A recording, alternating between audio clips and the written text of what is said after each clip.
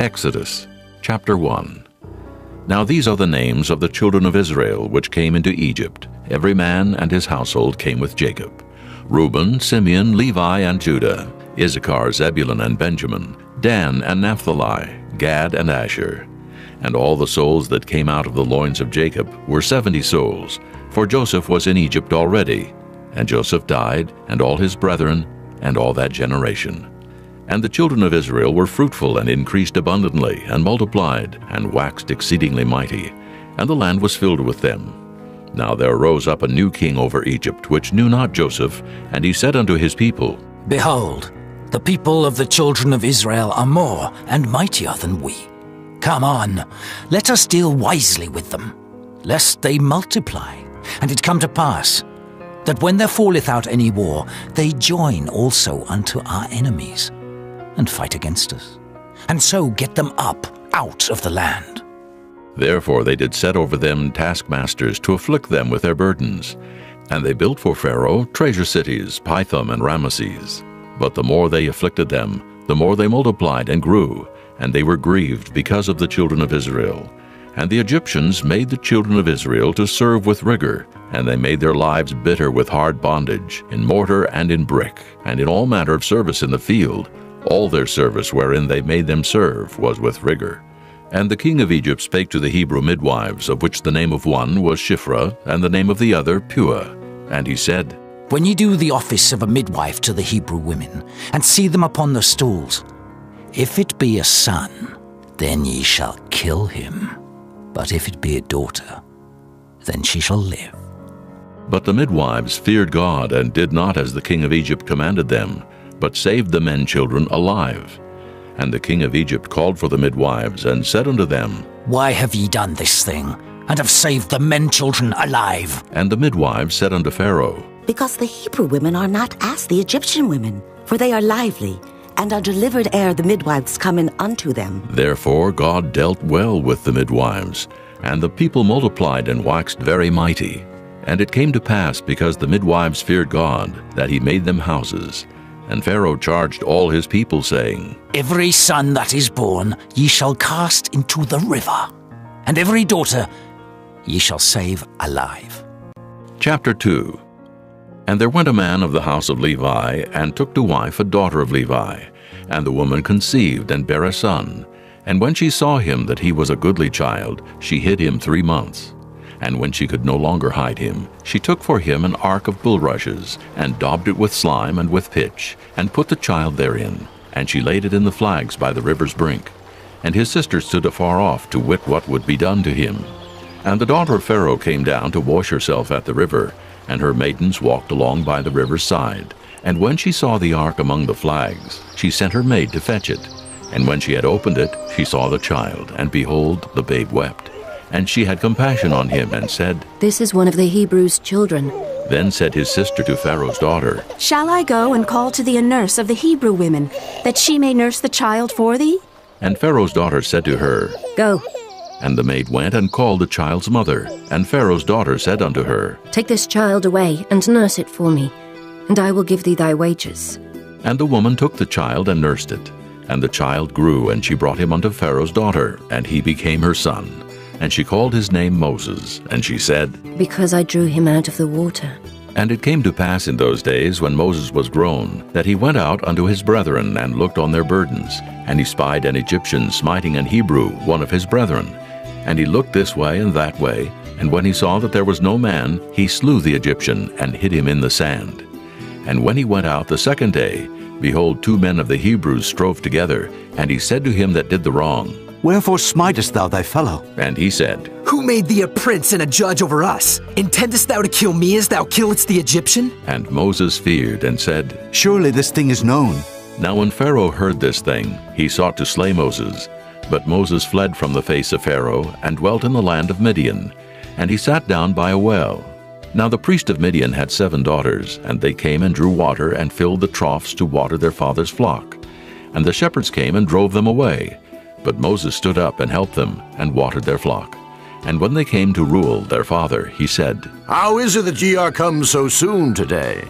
And they said, An Egyptian delivered us out of the hand of the shepherds, and also drew water enough for us, and watered the flock. And he said unto his daughters, And where is he?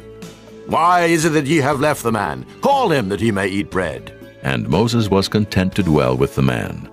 And he gave Moses Zipporah his daughter, and she bare him a son, and he called his name Gershom, for he said, I have been a stranger in a strange land. And it came to pass in process of time that the king of Egypt died, and the children of Israel sighed by reason of the bondage. And they cried, and their cry came up unto God by reason of the bondage. And God heard their groaning. And God remembered his covenant with Abraham, with Isaac, and with Jacob. And God looked upon the children of Israel, and God had respect unto them. Chapter 3. Now Moses kept the flock of Jethro his father-in-law, the priest of Midian. And he led the flock to the backside of the desert, and came to the mountain of God, even to Horeb. And the angel of the Lord appeared unto him in a flame of fire out of the midst of a bush. And he looked, and behold, the bush burned with fire, and the bush was not consumed. And Moses said, I will now turn aside and see this great sight, why the bush is not burnt. And when the Lord saw that he turned aside to see, God called unto him out of the midst of the bush, and said, Moses, Moses. And he said, Here am I. And he said, Draw not nigh hither. Put off thy shoes from off thy feet, for the place whereon thou standest is holy ground. Moreover he said, I am the God of thy father, the God of Abraham, the God of Isaac, and the God of Jacob. And Moses hid his face, for he was afraid to look upon God. And the Lord said, I have surely seen the affliction of my people which are in Egypt, and have heard their cry by reason of their taskmasters. For I know their sorrows, and I am come down to deliver them out of the hand of the Egyptians, and to bring them up out of that land, unto a good land and a large, unto a land flowing with milk and honey, unto the place of the Canaanites, and the Hittites, and the Amorites, and the Perizzites, and the Hivites, and the Jebusites. Now therefore, behold, the cry of the children of Israel is come unto me, and I have also seen the oppression wherewith the Egyptians oppress them. Come now therefore, and I will send thee unto Pharaoh, that thou mayest bring forth my people, the children of Israel, out of Egypt. And Moses said unto God, Who am I, that I should go unto Pharaoh, and that I should bring forth the children of Israel out of Egypt? And he said, Certainly I will be with thee, and this shall be a token unto thee that I have sent thee. When thou hast brought forth the people out of Egypt, ye shall serve God upon this mountain. And Moses said unto God, Behold, when I come unto the children of Israel, and shall say unto them, The God of your fathers hath sent me unto you, and they shall say to me, What is his name? What shall I say unto them? And God said unto Moses, I am that I am. And he said, Thus shalt thou say unto the children of Israel, I am hath sent me unto you. And God said moreover unto Moses, Thus shalt thou say unto the children of Israel, The Lord God of your fathers, the God of Abraham, the God of Isaac, and the God of Jacob hath sent me unto you. This is my name forever, and this is my memorial unto all generations. Go and gather the elders of Israel together, and say unto them, The Lord God of your fathers, the God of Abraham, of Isaac, and of Jacob, appeared unto me, saying, I have surely visited you, and seen that which is done to you in Egypt. And I have said, I will bring you up out of the affliction of Egypt, unto the land of the Canaanites, and the Hittites, and the Amorites, and the Perizzites, and the Hivites, and the Jebusites, unto a land flowing with milk and honey. And they shall hearken to thy voice, and thou shalt come, thou and the elders of Israel, unto the king of Egypt, and ye shall say unto him, The Lord God of the Hebrews hath met with us, and now let us go. We beseech thee, 3 days' journey into the wilderness, that we may sacrifice to the Lord our God. And I am sure that the king of Egypt will not let you go, no, not by a mighty hand. And I will stretch out my hand and smite Egypt with all my wonders which I will do in the midst thereof.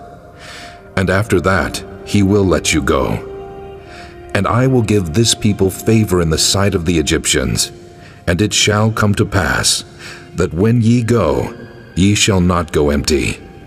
But every woman shall borrow of her neighbor, and of her that sojourneth in her house, jewels of silver, and jewels of gold, and raiment.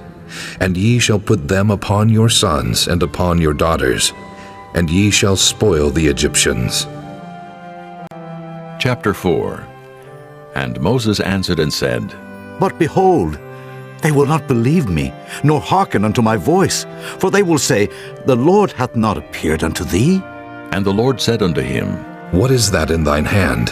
And he said, A rod. And he said, Cast it on the ground. And he cast it on the ground, and it became a serpent, and Moses fled from before it.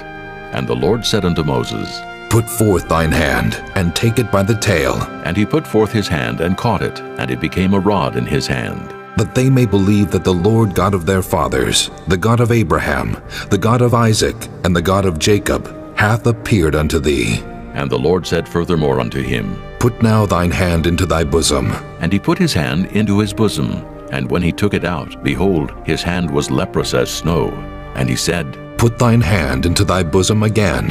And he put his hand into his bosom again, and plucked it out of his bosom, and behold, it was turned again as his other flesh. And it shall come to pass, if they will not believe thee, neither hearken to the voice of the first sign, that they will believe the voice of the latter sign. And it shall come to pass, if they will not believe also these two signs, neither hearken unto thy voice, that thou shalt take of the water of the river, and pour it upon the dry land. And the water which thou takest out of the river shall become blood upon the dry land. And Moses said unto the Lord, O my Lord, I am not eloquent, neither heretofore nor since thou hast spoken unto thy servant, but I am slow of speech, and of a slow tongue. And the Lord said unto him, Who hath made man's mouth? Or who maketh the dumb or deaf, or the seen or the blind? Have not I the Lord? Now therefore go, and I will be with thy mouth, and teach thee what thou shalt say. And he said, O my Lord, send, I pray thee, by the hand of him whom thou wilt send. And the anger of the Lord was kindled against Moses, and he said, Is not Aaron the Levite thy brother? I know that he can speak well. And also, behold, he cometh forth to meet thee, and when he seeth thee, he will be glad in his heart. And thou shalt speak unto him, and put words in his mouth. And I will be with thy mouth, and with his mouth, and will teach you what ye shall do. And he shall be thy spokesman unto the people. And he shall be, even he shall be to thee instead of a mouth, and thou shalt be to him instead of God. And thou shalt take this rod in thine hand, wherewith thou shalt do signs. And Moses went and returned to Jethro his father-in-law, and said unto him, Let me go, I pray thee, and return unto my brethren which are in Egypt, and see whether they be yet alive. And Jethro said to Moses, Go in peace. And the Lord said unto Moses in Midian, Go, return into Egypt, for all the men are dead which sought thy life. And Moses took his wife and his sons, and set them upon an ass, and he returned to the land of Egypt. And Moses took the rod of God in his hand. And the Lord said unto Moses, When thou goest to return into Egypt, see that thou do all those wonders before Pharaoh, which I have put in thine hand. But I will harden his heart, that he shall not let the people go. And thou shalt say unto Pharaoh, Thus saith the Lord, Israel is my son, even my firstborn. And I say unto thee, Let my son go, that he may serve me. And if thou refuse to let him go, behold, I will slay thy son, even thy firstborn. And it came to pass by the way in the inn, that the Lord met him, and sought to kill him. Then Zipporah took a sharp stone, and cut off the foreskin of her son, and cast it at his feet, and said, Surely a bloody husband art thou to me. So he let him go. Then she said, A bloody husband thou art. because of the circumcision. And the Lord said to Aaron, Go into the wilderness to meet Moses. And he went and met him in the mount of God and kissed him. And Moses told Aaron all the words of the Lord who had sent him, and all the signs which he had commanded him. And Moses and Aaron went and gathered together all the elders of the children of Israel. And Aaron spake all the words which the Lord had spoken unto Moses, and did the signs in the sight of the people. And the people believed. And when they heard that the Lord had visited the children of Israel, and that he had looked upon their affliction, then they bowed their heads and worshipped. Chapter 5. And afterward Moses and Aaron went in and told Pharaoh, Thus saith the Lord God of Israel, Let my people go, that they may hold a feast unto me in the wilderness. And Pharaoh said, Who is the Lord, that I should obey his voice to let Israel go? I know not the Lord, neither will I let Israel go. And they said, The God of the Hebrews hath met with us. Let us go, we pray thee, 3 days' journey into the desert, and sacrifice unto the Lord our God, lest he fall upon us with pestilence or with the sword. And the king of Egypt said unto them, Wherefore do ye, Moses and Aaron, let the people from their works get you unto your burdens? And Pharaoh said, Behold, the people of the land now are many, and ye make them rest from their burdens. And Pharaoh commanded the same day the taskmasters of the people and their officers, saying, Ye shall no more give the people straw to make brick. As heretofore, let them go and gather straw for themselves. And the tale of the bricks, which they did make heretofore, ye shall lay upon them. Ye shall not diminish aught thereof, for they be idle. Therefore they cry, saying, Let us go and sacrifice to our God.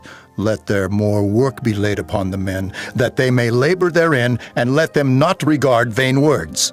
And the taskmasters of the people went out, and their officers, and they spake to the people, saying, Thus saith Pharaoh, I will not give you straw.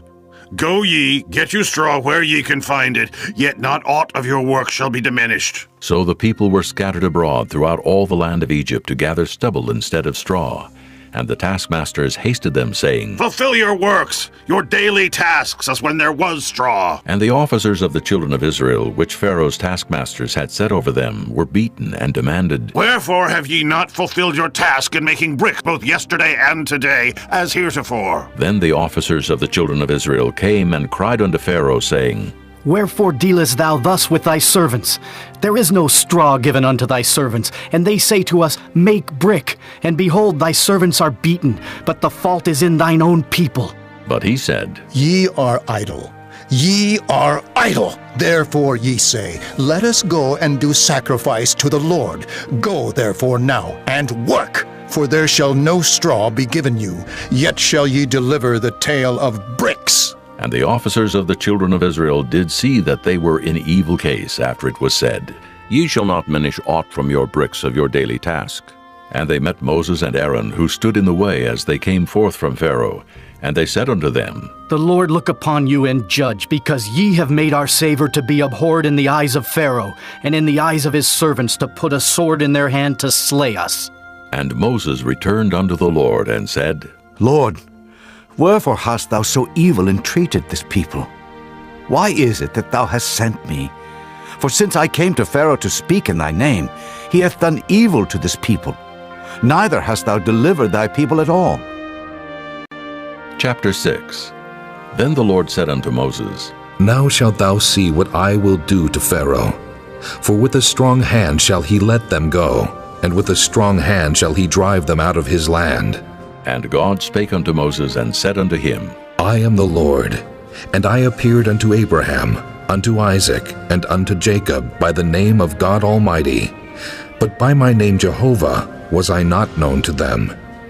And I have also established my covenant with them, to give them the land of Canaan, the land of their pilgrimage, wherein they were strangers.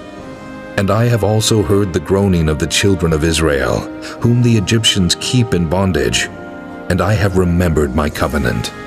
Wherefore say unto the children of Israel, I am the Lord, and I will bring you out from under the burdens of the Egyptians, and I will rid you out of their bondage, and I will redeem you with a stretched out arm, and with great judgments. And I will take you to me for a people, and I will be to you a God. And ye shall know that I am the Lord your God, which bringeth you out from under the burdens of the Egyptians. And I will bring you in unto the land, concerning the which I did swear to give it to Abraham, to Isaac, and to Jacob. And I will give it you for an heritage. I am the Lord.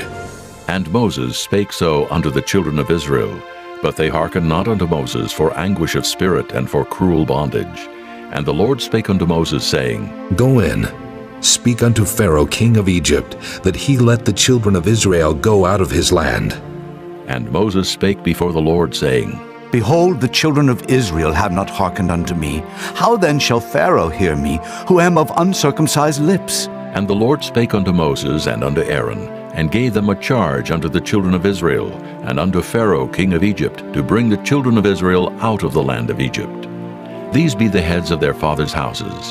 The sons of Reuben, the firstborn of Israel, Hanok, and Palu, Hezron, and Carmi. These be the families of Reuben. And the sons of Simeon, Jemuel, and Jamin, and Ohad, and Jachin, and Zohar, and Shaul, the son of a Canaanitish woman. These are the families of Simeon. And these are the names of the sons of Levi according to their generations, Gershon, and Kohath, and Merari.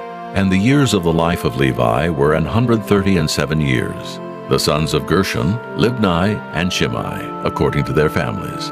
And the sons of Kohath, Amram, and Izhar, and Hebron, and Uzziel.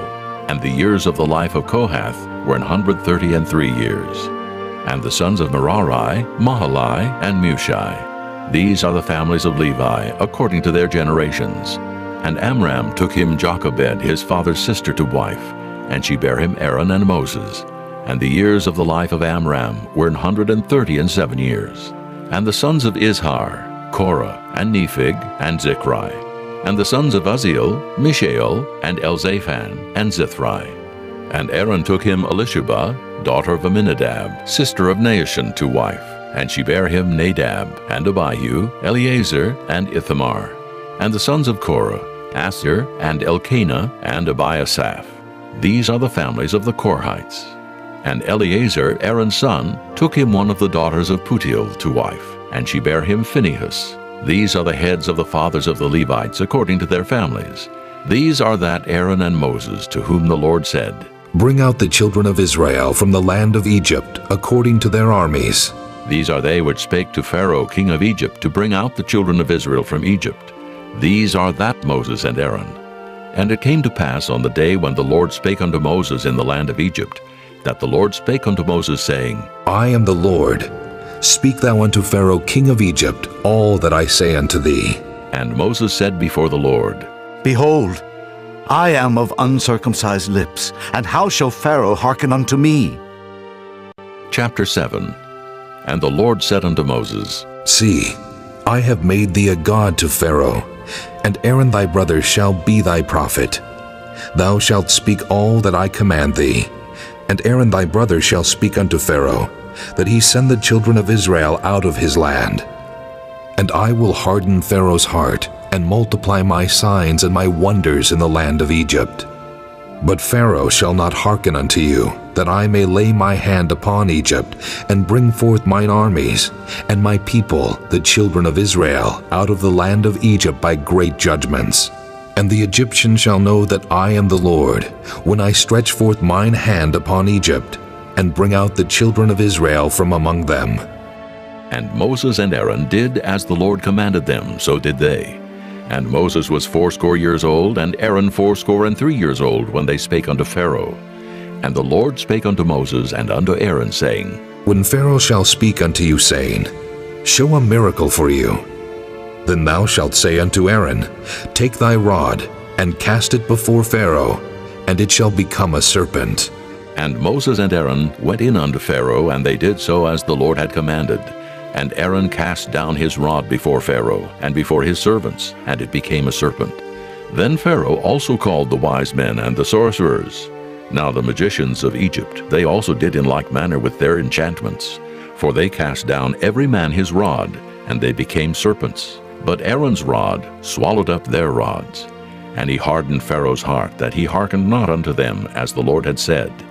And the Lord said unto Moses, Pharaoh's heart is hardened. He refuseth to let the people go. Get thee unto Pharaoh in the morning. Lo, he goeth out unto the water. And thou shalt stand by the river's brink against Hekam. And the rod which was turned to a serpent shalt thou take in thine hand.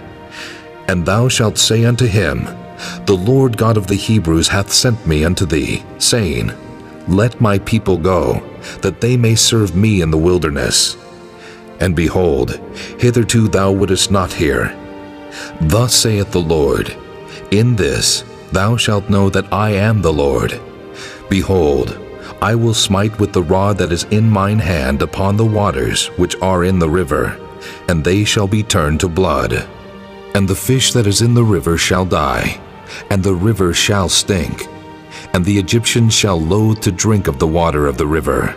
And the Lord spake unto Moses, Say unto Aaron, Take thy rod, and stretch out thine hand upon the waters of Egypt, upon their streams, upon their rivers, and upon their ponds, and upon all their pools of water, that they may become blood, and that there may be blood throughout all the land of Egypt, both in vessels of wood and in vessels of stone.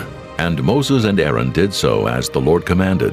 And he lifted up the rod, and smote the waters that were in the river in the sight of Pharaoh, and in the sight of his servants. And all the waters that were in the river were turned to blood, and the fish that was in the river died. And the river stank, and the Egyptians could not drink of the water of the river, and there was blood throughout all the land of Egypt.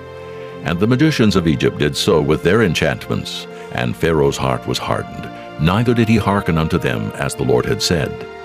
And Pharaoh turned and went into his house, neither did he set his heart to this also. And all the Egyptians digged round about the river for water to drink, for they could not drink of the water of the river. And 7 days were fulfilled after that the Lord had smitten the river. Chapter 8. And the Lord spake unto Moses, Go unto Pharaoh, and say unto him, Thus saith the Lord, Let my people go, that they may serve me.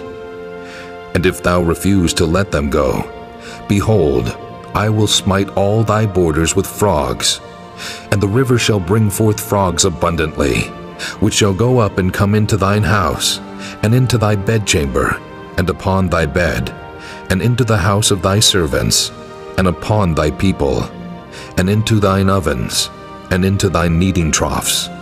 And the frogs shall come up both on thee, and upon thy people, and upon all thy servants.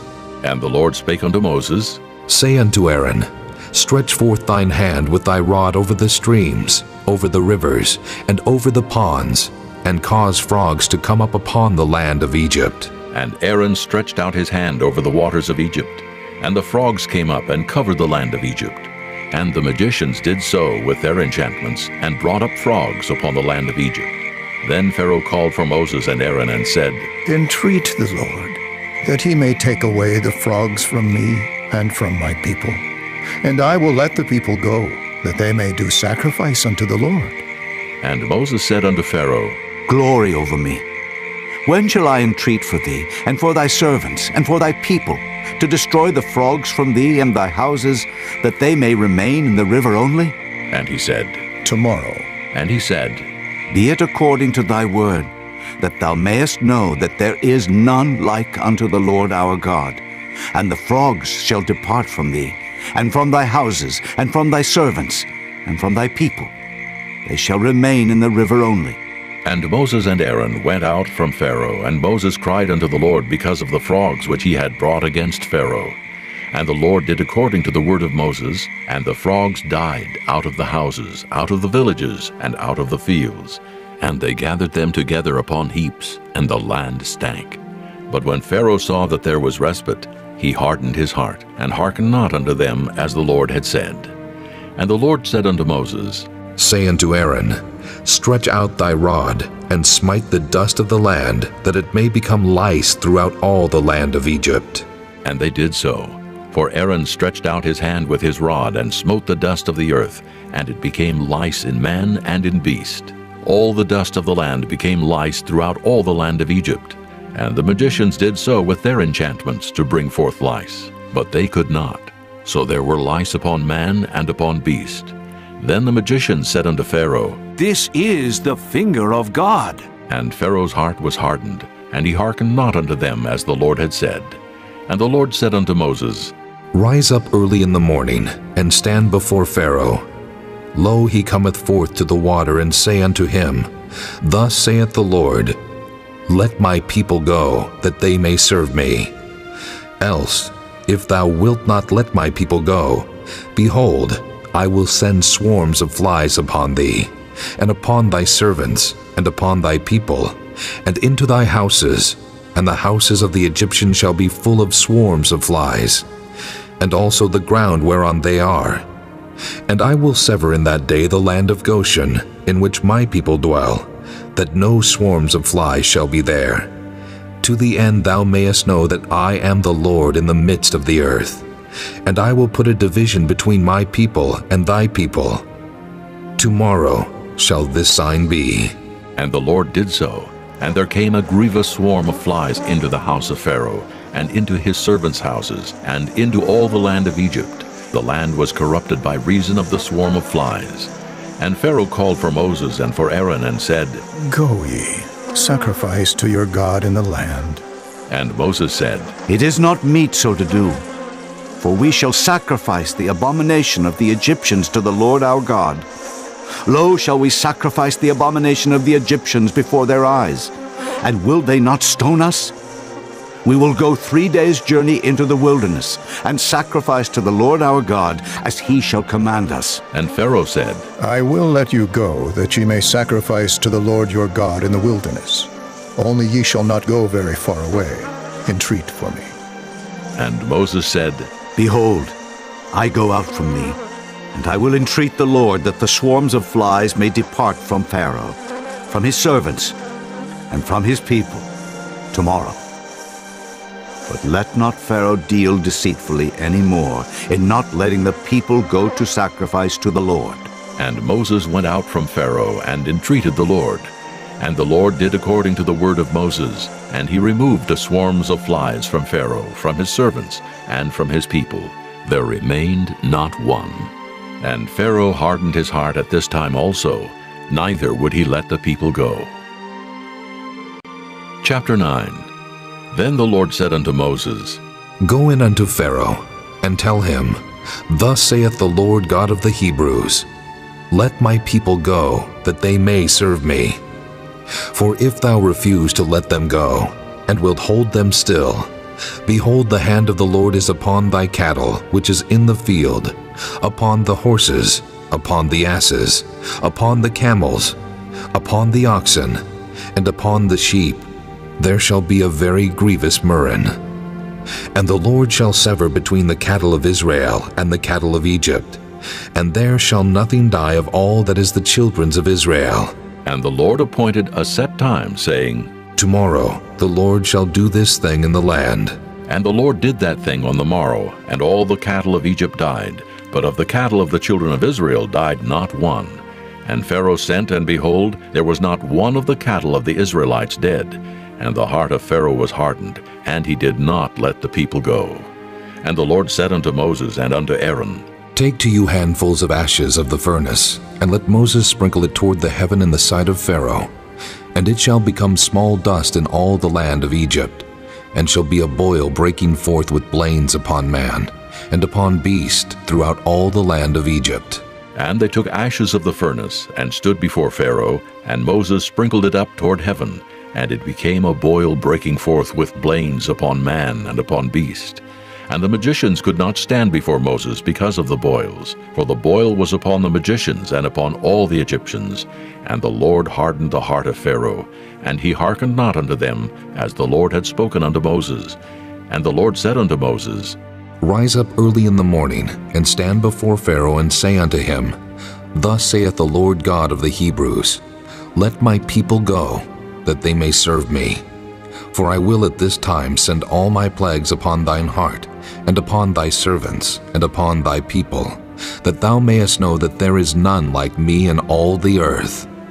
For now I will stretch out my hand, that I may smite thee and thy people with pestilence, and thou shalt be cut off from the earth. And in very deed for this cause have I raised thee up, for to show in thee my power, and that my name may be declared throughout all the earth. As yet exaltest thou thyself against my people, that thou wilt not let them go? Behold, tomorrow about this time, I will cause it to rain a very grievous hail, such as hath not been in Egypt since the foundation thereof even until now. Send therefore now, and gather thy cattle, and all that thou hast in the field, for upon every man and beast which shall be found in the field, and shall not be brought home, the hail shall come down upon them, and they shall die. He that feared the word of the Lord among the servants of Pharaoh made his servants and his cattle flee into the houses, and he that regarded not the word of the Lord left his servants and his cattle in the field. And the Lord said unto Moses, Stretch forth thine hand toward heaven, that there may be hail in all the land of Egypt, upon man, and upon beast, and upon every herb of the field throughout the land of Egypt. And Moses stretched forth his rod toward heaven, and the Lord sent thunder and hail, and the fire ran along upon the ground, and the Lord rained hail upon the land of Egypt. So there was hail and fire mingled with the hail, very grievous, such as there was none like it in all the land of Egypt since it became a nation. And the hail smote throughout all the land of Egypt, all that was in the field, both man and beast. And the hail smote every herb of the field, and brake every tree of the field. Only in the land of Goshen, where the children of Israel were, was there no hail. And Pharaoh sent and called for Moses and Aaron, and said unto them, I have sinned this time. The Lord is righteous, and I and my people are wicked. Entreat the Lord, for it is enough, that there be no more mighty thunderings and hail, and I will let you go, and ye shall stay no longer. And Moses said unto him, As soon as I am gone out of the city, I will spread abroad my hands unto the Lord, and the thunder shall cease, neither shall there be any more hail, that thou mayest know how that the earth is the Lord's. But as for thee and thy servants, I know that ye will not yet fear the Lord God. And the flax and the barley was smitten, for the barley was in the ear, and the flax was bold. But the wheat and the rye were not smitten, for they were not grown up. And Moses went out of the city from Pharaoh, and spread abroad his hands unto the Lord. And the thunders and hail ceased, and the rain was not poured upon the earth. And when Pharaoh saw that the rain and the hail and the thunders were ceased, he sinned yet more, and hardened his heart, he and his servants. And the heart of Pharaoh was hardened, neither would he let the children of Israel go, as the Lord had spoken by Moses. Chapter 10. And the Lord said unto Moses, Go in unto Pharaoh, for I have hardened his heart and the heart of his servants, that I might show these my signs before him, and that thou mayest tell in the ears of thy son, and of thy son's son, what things I have wrought in Egypt, and my signs which I have done among them, that ye may know how that I am the Lord. And Moses and Aaron came in unto Pharaoh, and said unto him, Thus saith the Lord God of the Hebrews, How long wilt thou refuse to humble thyself before me? Let my people go, that they may serve me. Else, if thou refuse to let my people go, behold, tomorrow will I bring the locusts into thy coast, and they shall cover the face of the earth, that one cannot be able to see the earth. And they shall eat the residue of that which is escaped, which remaineth unto you from the hail, and shall eat every tree which groweth for you out of the field. And they shall fill thy houses, and the houses of all thy servants, and the houses of all the Egyptians, which neither thy fathers nor thy fathers' fathers have seen, since the day that they were upon the earth unto this day. And he turned himself, and went out from Pharaoh. And Pharaoh's servants said unto him, How long shall this man be a snare unto us? Let the men go, that they may serve the Lord their God. Knowest thou not yet that Egypt is destroyed? And Moses and Aaron were brought again unto Pharaoh, and he said unto them, Go, serve the Lord your God. But who are they that shall go? And Moses said, We will go with our young and with our old, with our sons and with our daughters, with our flocks and with our herds will we go. For we must hold a feast unto the Lord. And he said unto them, Let the Lord be so with you, as I will let you go, and your little ones. Look to it, for evil is before you. Not so. Go now, ye that are men, and serve the Lord, for that ye did desire. And they were driven out from Pharaoh's presence. And the Lord said unto Moses, Stretch out thine hand over the land of Egypt for the locusts, that they may come up upon the land of Egypt, and eat every herb of the land, even all that the hail hath left. And Moses stretched forth his rod over the land of Egypt. And the Lord brought an east wind upon the land all that day and all that night. And when it was morning, the east wind brought the locusts. And the locusts went up over all the land of Egypt, and rested in all the coasts of Egypt. Very grievous were they. Before them there were no such locusts as they, neither after them shall be such. For they covered the face of the whole earth, so that the land was darkened. And they did eat every herb of the land, and all the fruit of the trees which the hail had left. And there remained not any green thing in the trees, or in the herbs of the field through all the land of Egypt. Then Pharaoh called for Moses and Aaron in haste, and he said, I have sinned against the Lord your God and against you. Now therefore forgive, I pray thee, my sin only this once, and entreat the Lord your God that he may take away from me this death only. And he went out from Pharaoh and entreated the Lord. And the Lord turned a mighty strong west wind, which took away the locusts and cast them into the Red Sea. There remained not one locust in all the coasts of Egypt. But the Lord hardened Pharaoh's heart, so that he would not let the children of Israel go. And the Lord said unto Moses, Stretch out thine hand toward heaven, that there may be darkness over the land of Egypt, even darkness which may be felt. And Moses stretched forth his hand toward heaven, and there was a thick darkness in all the land of Egypt 3 days. They saw not one another, neither rose any from his place for 3 days, but all the children of Israel had light in their dwellings.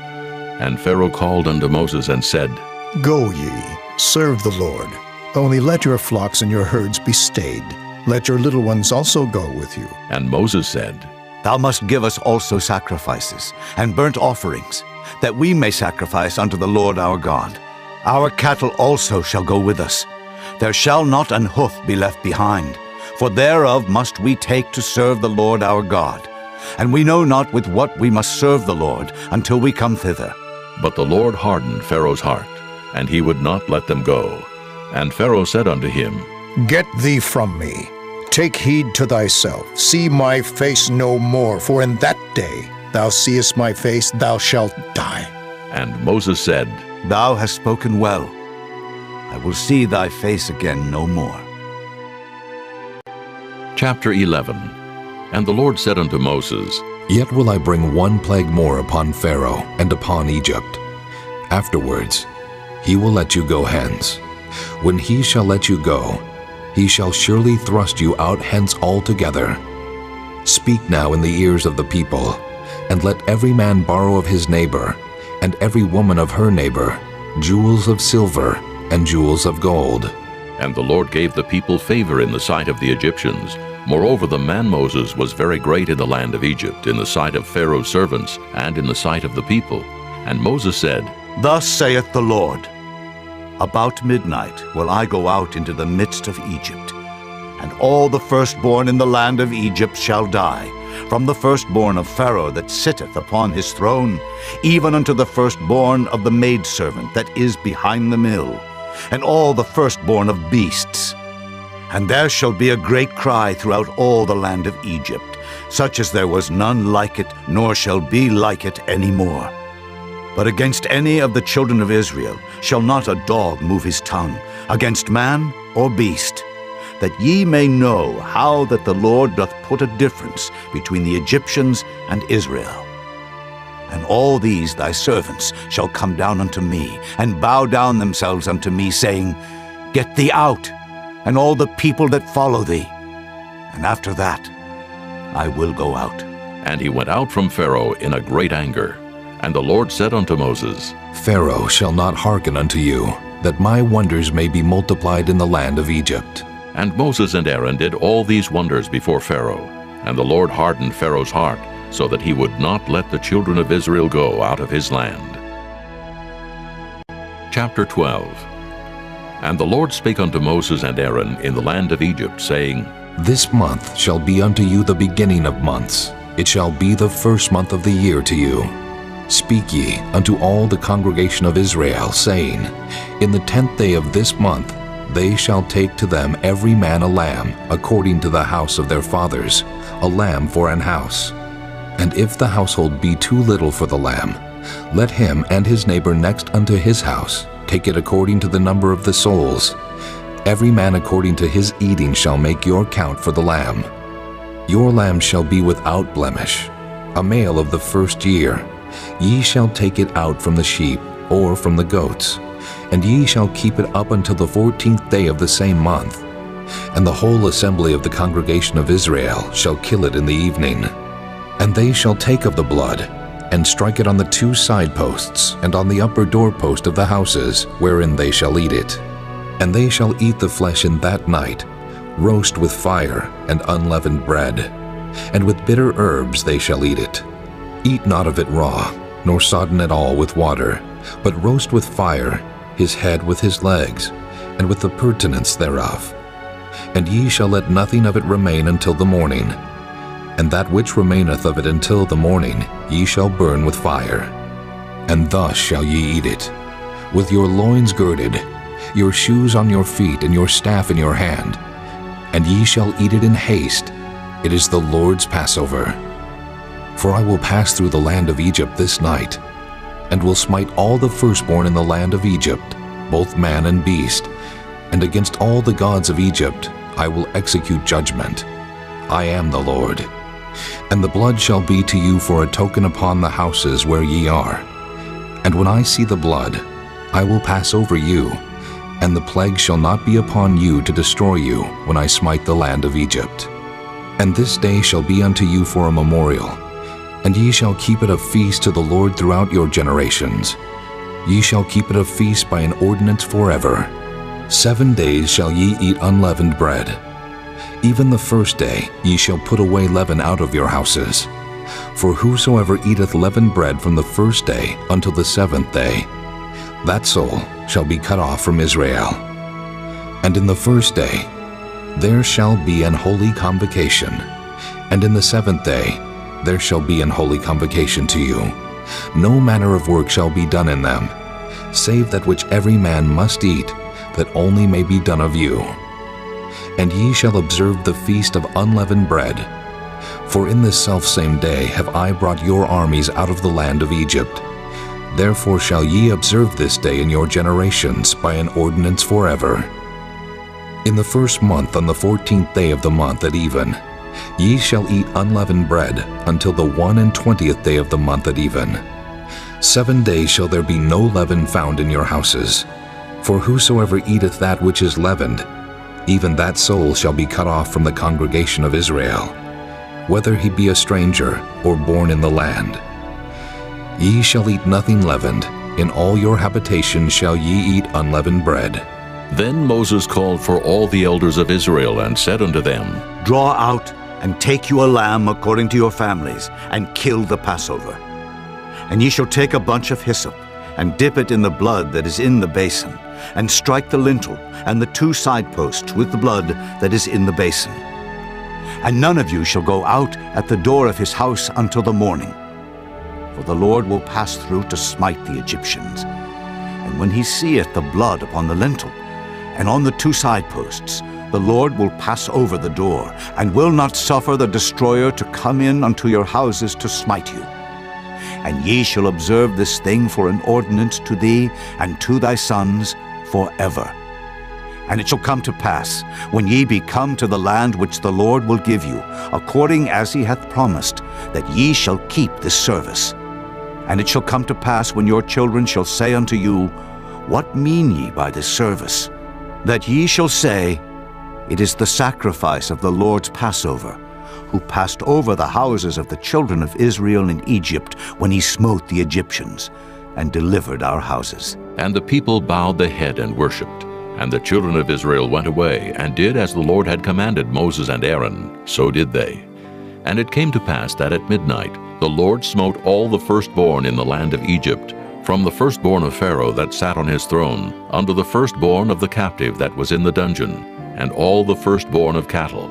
And Pharaoh rose up in the night, he and all his servants, and all the Egyptians, and there was a great cry in Egypt, for there was not a house where there was not one dead. And he called for Moses and Aaron by night and said, Rise up and get you forth from among my people, both ye and the children of Israel, and go, serve the Lord as ye have said. Also take your flocks and your herds, as ye have said, and be gone, and bless me also. And the Egyptians were urgent upon the people that they might send them out of the land in haste, for they said, We be all dead men. And the people took their dough before it was leavened, their kneading troughs being bound up in their clothes upon their shoulders. And the children of Israel did according to the word of Moses, and they borrowed of the Egyptians jewels of silver and jewels of gold and raiment. And the Lord gave the people favor in the sight of the Egyptians, so that they lent unto them such things as they required, and they spoiled the Egyptians. And the children of Israel journeyed from Ramesses to Succoth, about 600,000 on foot that were men, beside children. And a mixed multitude went up also with them, and flocks and herds, even very much cattle. And they baked unleavened cakes of the dough which they brought forth out of Egypt, for it was not leavened, because they were thrust out of Egypt, and could not tarry, neither had they prepared for themselves any victual. Now the sojourning of the children of Israel who dwelt in Egypt was 430 years. And it came to pass at the end of the 430 years, even the selfsame day it came to pass, that all the hosts of the Lord went out from the land of Egypt. It is a night to be much observed unto the Lord for bringing them out of the land of Egypt. This is that night of the Lord to be observed of all the children of Israel in their generations. And the Lord said unto Moses and Aaron, This is the ordinance of the Passover. There shall no stranger eat thereof. But every man's servant that is bought for money, when thou hast circumcised him, then shall he eat thereof. A foreigner and an hired servant shall not eat thereof. In one house shall it be eaten. Thou shalt not carry forth aught of the flesh abroad out of the house, neither shall ye break a bone thereof. All the congregation of Israel shall keep it. And when a stranger shall sojourn with thee, and will keep the Passover to the Lord, let all his males be circumcised, and then let him come near and keep it. And he shall be as one that is born in the land. For no uncircumcised person shall eat thereof. One law shall be to him that is homeborn, and unto the stranger that sojourneth among you. Thus did all the children of Israel, as the Lord commanded Moses and Aaron, so did they. And it came to pass the selfsame day that the Lord did bring the children of Israel out of the land of Egypt by their armies. Chapter 13. And the Lord spake unto Moses, saying, Sanctify unto me all the firstborn. Whatsoever openeth the womb among the children of Israel, both of man and of beast, it is mine. And Moses said unto the people, Remember this day, in which ye came out from Egypt, out of the house of bondage. For by strength of hand the Lord brought you out from this place. There shall no leavened bread be eaten. This day came ye out in the month Abib. And it shall be, when the Lord shall bring thee into the land of the Canaanites, and the Hittites, and the Amorites, and the Hivites, and the Jebusites, which he sware unto thy fathers to give thee, a land flowing with milk and honey, that thou shalt keep this service in this month. 7 days thou shalt eat unleavened bread, and in the 7th day shall be a feast to the Lord. Unleavened bread shall be eaten 7 days, and there shall no leavened bread be seen with thee.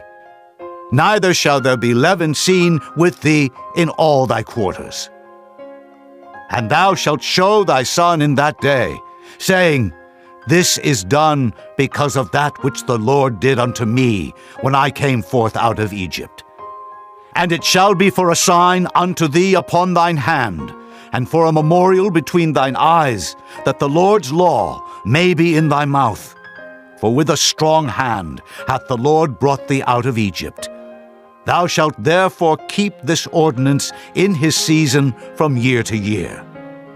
And it shall be, when the Lord shall bring thee into the land of the Canaanites, as he sware unto thee and to thy fathers, and shall give it thee, that thou shalt set apart unto the Lord all that openeth the matrix, and every firstling that cometh of a beast which thou hast, the males shall be the Lord's.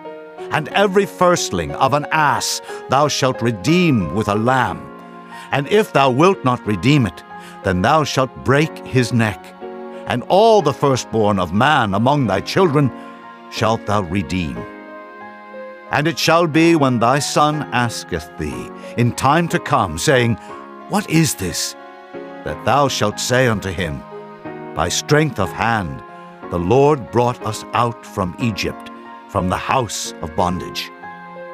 And it came to pass, when Pharaoh would hardly let us go, that the Lord slew all the firstborn in the land of Egypt, both the firstborn of man and the firstborn of beast.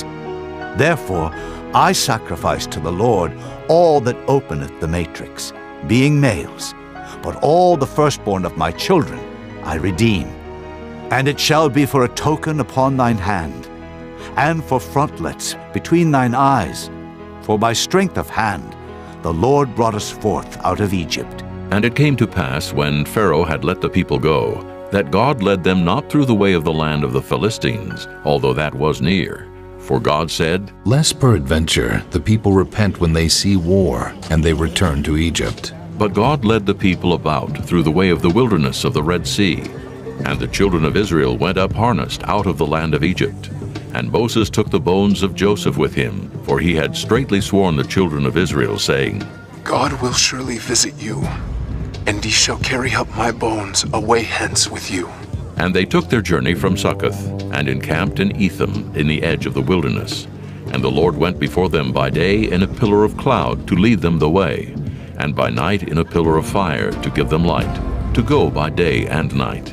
He took not away the pillar of the cloud by day, nor the pillar of fire by night from before the people. Chapter 14. And the Lord spake unto Moses, saying, Speak unto the children of Israel, that they turn and encamp before Pi-hahiroth, between Migdol and the sea, over against Baal-zephon. Before it shall ye encamp by the sea. For Pharaoh will say of the children of Israel, They are entangled in the land, the wilderness hath shut them in. And I will harden Pharaoh's heart, that he shall follow after them. And I will be honored upon Pharaoh, and upon all his host, that the Egyptians may know that I am the Lord. And they did so. And it was told the king of Egypt that the people fled, and the heart of Pharaoh and of his servants was turned against the people, and they said, Why have we done this, that we have let Israel go from serving us? And he made ready his chariot, and took his people with him. And he took 600 chosen chariots, and all the chariots of Egypt, and captains over every one of them. And the Lord hardened the heart of Pharaoh, king of Egypt, and he pursued after the children of Israel. And the children of Israel went out with an high hand. But the Egyptians pursued after them, all the horses and chariots of Pharaoh, and his horsemen, and his army, and overtook them encamping by the sea beside Pi-hahiroth, before Baal-zephon. And when Pharaoh drew nigh, the children of Israel lifted up their eyes, and behold, the Egyptians marched after them, and they were sore afraid. And the children of Israel cried out unto the Lord, and they said unto Moses, Because there were no graves, in Egypt hast thou taken us away to die in the wilderness? Wherefore hast thou dealt thus with us, to carry us forth out of Egypt? Is not this the word that we did tell thee in Egypt, saying, Let us alone, that we may serve the Egyptians? For it had been better for us to serve the Egyptians than that we should die in the wilderness. And Moses said unto the people, Fear ye not. Stand still, and see the salvation of the Lord, which he will show to you today. For the Egyptians, whom ye have seen today, ye shall see them again no more forever. The Lord shall fight for you, and ye shall hold your peace. And the Lord said unto Moses, Wherefore criest thou unto me? Speak unto the children of Israel, that they go forward.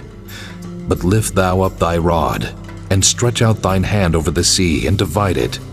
And the children of Israel shall go on dry ground through the midst of the sea. And I, behold, I will harden the hearts of the Egyptians, and they shall follow them. And I will get me honor upon Pharaoh, and upon all his host, upon his chariots, and upon his horsemen. And the Egyptians shall know that I am the Lord, when I have gotten me honor upon Pharaoh, upon his chariots, and upon his horsemen. And the angel of God, which went before the camp of Israel, removed and went behind them. And the pillar of the cloud went from before their face, and stood behind them. And it came between the camp of the Egyptians and the camp of Israel, and it was a cloud and darkness to them, but it gave light by night to these, so that the one came not near the other all the night. And Moses stretched out his hand over the sea, and the Lord caused the sea to go back by a strong east wind all that night, and made the sea dry land, and the waters were divided. And the children of Israel went into the midst of the sea upon the dry ground, and the waters were a wall unto them on their right hand and on their left. And the Egyptians pursued, and went in after them to the midst of the sea, even all Pharaoh's horses, his chariots, and his horsemen. And it came to pass that in the morning watch the Lord looked unto the host of the Egyptians through the pillar of fire and of the cloud, and troubled the host of the Egyptians, and took off their chariot wheels, that they drave them heavily, so that the Egyptians said, Let us flee from the face of Israel, for the Lord fighteth for them against the Egyptians. And the Lord said unto Moses, Stretch out thine hand over the sea, that the waters may come again upon the Egyptians, upon their chariots, and upon their horsemen. And Moses stretched forth his hand over the sea, and the sea returned to his strength when the morning appeared. And the Egyptians fled against it, and the Lord overthrew the Egyptians in the midst of the sea. And the waters returned, and covered the chariots and the horsemen, and all the host of Pharaoh that came into the sea after them. There remained not so much as one of them. But the children of Israel walked upon dry land in the midst of the sea, and the waters were a wall unto them on their right hand and on their left. Thus the Lord saved Israel that day out of the hand of the Egyptians. And Israel saw the Egyptians dead upon the seashore. And Israel saw that great work which the Lord did upon the Egyptians. And the people feared the Lord, and believed the Lord and his servant Moses. Chapter 15. Then sang Moses and the children of Israel this song unto the Lord, and spake, saying, I will sing unto the Lord, for he hath triumphed gloriously. The horse and his rider hath he thrown into the sea. The Lord is my strength and song, and he is become my salvation. He is my God, and I will prepare him an habitation, my father's God, and I will exalt him. The Lord is a man of war. The Lord is his name. Pharaoh's chariots and his host hath he cast into the sea. His chosen captains also are drowned in the Red Sea. The depths have covered them. They sank into the bottom as a stone. Thy right hand, O Lord, is become glorious in power. Thy right hand, O Lord, hath dashed in pieces the enemy. And in the greatness of thine excellency, thou hast overthrown them that rose up against thee. Thou sentest forth thy wrath, which consumed them as stubble. And with the blast of thy nostrils the waters were gathered together. The flood stood upright as an heap, and the depths were congealed in the heart of the sea. The enemy said, I will pursue, I will overtake, I will divide the spoil. My lust shall be satisfied upon them. I will draw my sword, my hand shall destroy them. Thou didst blow with thy wind, the sea covered them. They sank as lead in the mighty waters. Who is like unto thee, O Lord, among the gods? Who is like thee, glorious in holiness, fearful in praises, doing wonders? Thou stretchedst out thy right hand, the earth swallowed them. Thou in thy mercy hast led forth the people which thou hast redeemed. Thou hast guided them in thy strength unto thy holy habitation. The people shall hear and be afraid. Sorrow shall take hold on the inhabitants of Palestina. Then the dukes of Edom shall be amazed. The mighty men of Moab, trembling, shall take hold upon them. All the inhabitants of Canaan shall melt away. Fear and dread shall fall upon them. By the greatness of thine arm they shall be as still as a stone, till thy people pass over, O Lord, till the people pass over which thou hast purchased. Thou shalt bring them in, and plant them in the mountain of thine inheritance, in the place, O Lord, which thou hast made for thee to dwell in the sanctuary, O Lord, which thy hands have established. The Lord shall reign forever and ever. For the horse of Pharaoh went in with his chariots and with his horsemen into the sea, And the Lord brought again the waters of the sea upon them. But the children of Israel went on dry land in the midst of the sea. And Miriam the prophetess, the sister of Aaron, took a timbrel in her hand, and all the women went out after her with timbrels and with dances. And Miriam answered them, Sing ye to the Lord, for he hath triumphed gloriously. The horse and his rider hath he thrown into the sea. So Moses brought Israel from the Red Sea, and they went out into the wilderness of Shur. And they went 3 days in the wilderness and found no water. And when they came to Marah, they could not drink of the waters of Marah, for they were bitter. Therefore the name of it was called Marah. And the people murmured against Moses, saying, What shall we drink? And he cried unto the Lord. And the Lord showed him a tree, which when he had cast into the waters were made sweet. There he made for them a statute and an ordinance, and there he proved them, and said, If thou wilt diligently hearken to the voice of the Lord thy God, and wilt do that which is right in his sight, and wilt give ear to his commandments, and keep all his statutes, I will put none of these diseases upon thee, which I have brought upon the Egyptians. For I am the Lord that healeth thee. And they came to Elim, where were 12 wells of water, and 70 palm trees, and they encamped there by the waters. Chapter 16. And they took their journey from Elim, and all the congregation of the children of Israel came unto the wilderness of Sin, which is between Elim and Sinai, on the 15th day of the 2nd month, after their departing out of the land of Egypt. And the whole congregation of the children of Israel murmured against Moses and Aaron in the wilderness. And the children of Israel said unto them, Would to God we had died by the hand of the Lord in the land of Egypt, when we sat by the flesh pots, and when we did eat bread to the full. For ye have brought us forth into this wilderness, to kill this whole assembly with hunger. Then said the Lord unto Moses, Behold, I will rain bread from heaven for you. And the people shall go out and gather a certain rate every day, that I may prove them whether they will walk in my law or no. And it shall come to pass, that on the 6th day they shall prepare that which they bring in, and it shall be twice as much as they gather daily. And Moses and Aaron said unto all the children of Israel, At even, then ye shall know that the Lord hath brought you out from the land of Egypt. And in the morning, then ye shall see the glory of the Lord, for that he heareth your murmurings against the Lord. And what are we, that ye murmur against us? And Moses said, This shall be, when the Lord shall give you in the evening flesh to eat, and in the morning bread to the full. For that the Lord heareth your murmurings, which ye murmur against him. And what are we?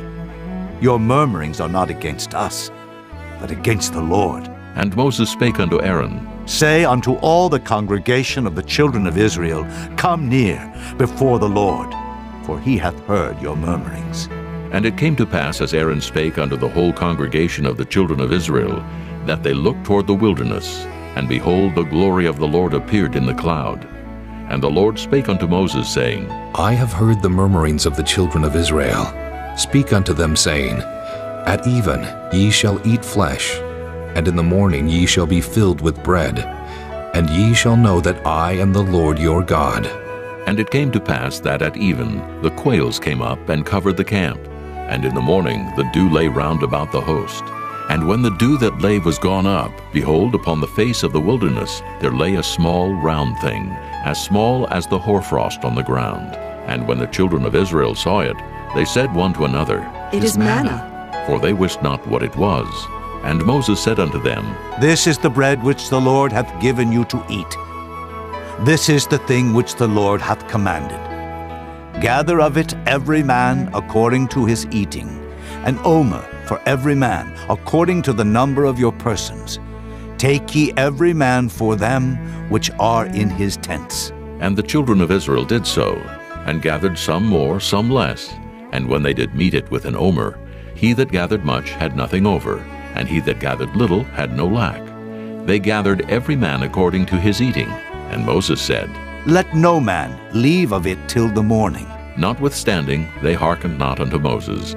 But some of them left of it until the morning, and it bred worms, and stank. And Moses was wroth with them. And they gathered it every morning, every man according to his eating. And when the sun waxed hot, it melted. And it came to pass that on the 6th day they gathered twice as much bread, 2 omers for 1 man. And all the rulers of the congregation came and told Moses, and he said unto them, This is that which the Lord hath said. Tomorrow is the rest of the holy Sabbath unto the Lord. Bake that which ye will bake today, and seethe that ye will seethe. And that which remaineth over, lay up for you to be kept until the morning. And they laid it up till the morning, as Moses bade. And it did not stink, neither was there any worm therein. And Moses said, Eat that today, for today is a Sabbath unto the Lord. Today ye shall not find it in the field. 6 days ye shall gather it, but on the 7th day, which is the Sabbath, in it there shall be none. And it came to pass that there went out some of the people on the 7th day for to gather, and they found none. And the Lord said unto Moses, How long refuse ye to keep my commandments and my laws? See, for that the Lord hath given you the Sabbath. Therefore he giveth you on the 6th day the bread of 2 days. Abide ye every man in his place. Let no man go out of his place on the 7th day. So the people rested on the 7th day. And the house of Israel called the name thereof manna, and it was like coriander seed, white, and the taste of it was like wafers made with honey. And Moses said, This is the thing which the Lord commandeth. Fill an omer of it, to be kept for your generations, that they may see the bread wherewith I have fed you in the wilderness, when I brought you forth from the land of Egypt. And Moses said unto Aaron, Take a pot and put an omer full of manna therein, and lay it up before the Lord, to be kept for your generations. As the Lord commanded Moses, so Aaron laid it up before the testimony to be kept. And the children of Israel did eat manna 40 years, until they came to a land inhabited. They did eat manna until they came unto the borders of the land of Canaan. Now an omer is the 10th part of an ephah.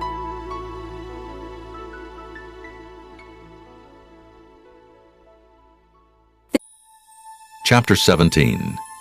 And all the congregation of the children of Israel journeyed from the wilderness of Sin, after their journeys according to the commandment of the Lord, and pitched in Rephidim. And there was no water for the people to drink. Wherefore the people did chide with Moses, and said, Give us water, that we may drink. And Moses said unto them, Why chide ye with me? Wherefore do ye tempt the Lord? And the people thirsted there for water, and the people murmured against Moses, and said, Wherefore is this, that thou hast brought us up out of Egypt, to kill us and our children and our cattle with thirst? And Moses cried unto the Lord, saying, What shall I do unto this people? They be almost ready to stone me. And the Lord said unto Moses, Go on before the people, and take with thee of the elders of Israel, and thy rod wherewith thou smotest the river, take in thine hand, and go. Behold, I will stand before thee there upon the rock in Horeb, and thou shalt smite the rock, and there shall come water out of it, that the people may drink. And Moses did so in the sight of the elders of Israel. And he called the name of the place Massah and Meribah, because of the chiding of the children of Israel, and because they tempted the Lord, saying, Is the Lord among us, or not? Then came Amalek and fought with Israel in Rephidim. And Moses said unto Joshua, Choose us out men, and go out, fight with Amalek. Tomorrow I will stand on the top of the hill with the rod of God in mine hand. So Joshua did as Moses had said to him, and fought with Amalek. And Moses, Aaron, and Hur went up to the top of the hill. And it came to pass when Moses held up his hand, that Israel prevailed. And when he let down his hand, Amalek prevailed. But Moses' hands were heavy, and they took a stone and put it under him, and he sat thereon. And Aaron and Hur stayed up his hands, the one on the one side, and the other on the other side. And his hands were steady until the going down of the sun. And Joshua discomfited Amalek and his people with the edge of the sword. And the Lord said unto Moses, Write this for a memorial in a book, and rehearse it in the ears of Joshua. For I will utterly put out the remembrance of Amalek from under heaven. And Moses built an altar, and called the name of it Jehovah Nissi. For he said, Because the Lord hath sworn that the Lord will have war with Amalek from generation to generation. Chapter 18. When Jethro, the priest of Midian, Moses' father-in-law, heard of all that God had done for Moses and for Israel his people, and that the Lord had brought Israel out of Egypt, then Jethro, Moses' father-in-law, took Zipporah, Moses' wife, after he had sent her back, and her 2 sons, of which the name of the one was Gershom. For he said, I have been an alien in a strange land, And the name of the other was Eliezer, for "The God of my father," said he, "was mine help, and delivered me from the sword of Pharaoh." And Jethro, Moses' father-in-law, came with his sons and his wife unto Moses into the wilderness, where he encamped at the mount of God. And he said unto Moses, I, thy father-in-law Jethro, am come unto thee, and thy wife and her 2 sons with her. And Moses went out to meet his father-in-law, and did obeisance, and kissed him. And they asked each other of their welfare, and they came into the tent. And Moses told his father-in-law all that the Lord had done unto Pharaoh and to the Egyptians for Israel's sake, and all the travail that had come upon them by the way, and how the Lord delivered them. And Jethro rejoiced for all the goodness which the Lord had done to Israel, whom he had delivered out of the hand of the Egyptians. And Jethro said, Blessed be the Lord, who hath delivered you out of the hand of the Egyptians, and out of the hand of Pharaoh, who hath delivered the people from under the hand of the Egyptians.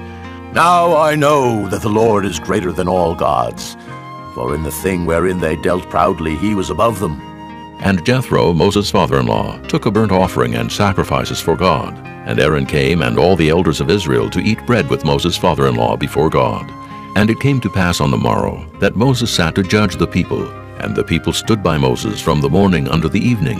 And when Moses' father-in-law saw all that he did to the people, he said, What is this thing that thou doest to the people? Why sittest thou thyself alone, and all the people stand by thee from morning unto even? And Moses said unto his father-in-law, Because the people come unto me to inquire of God.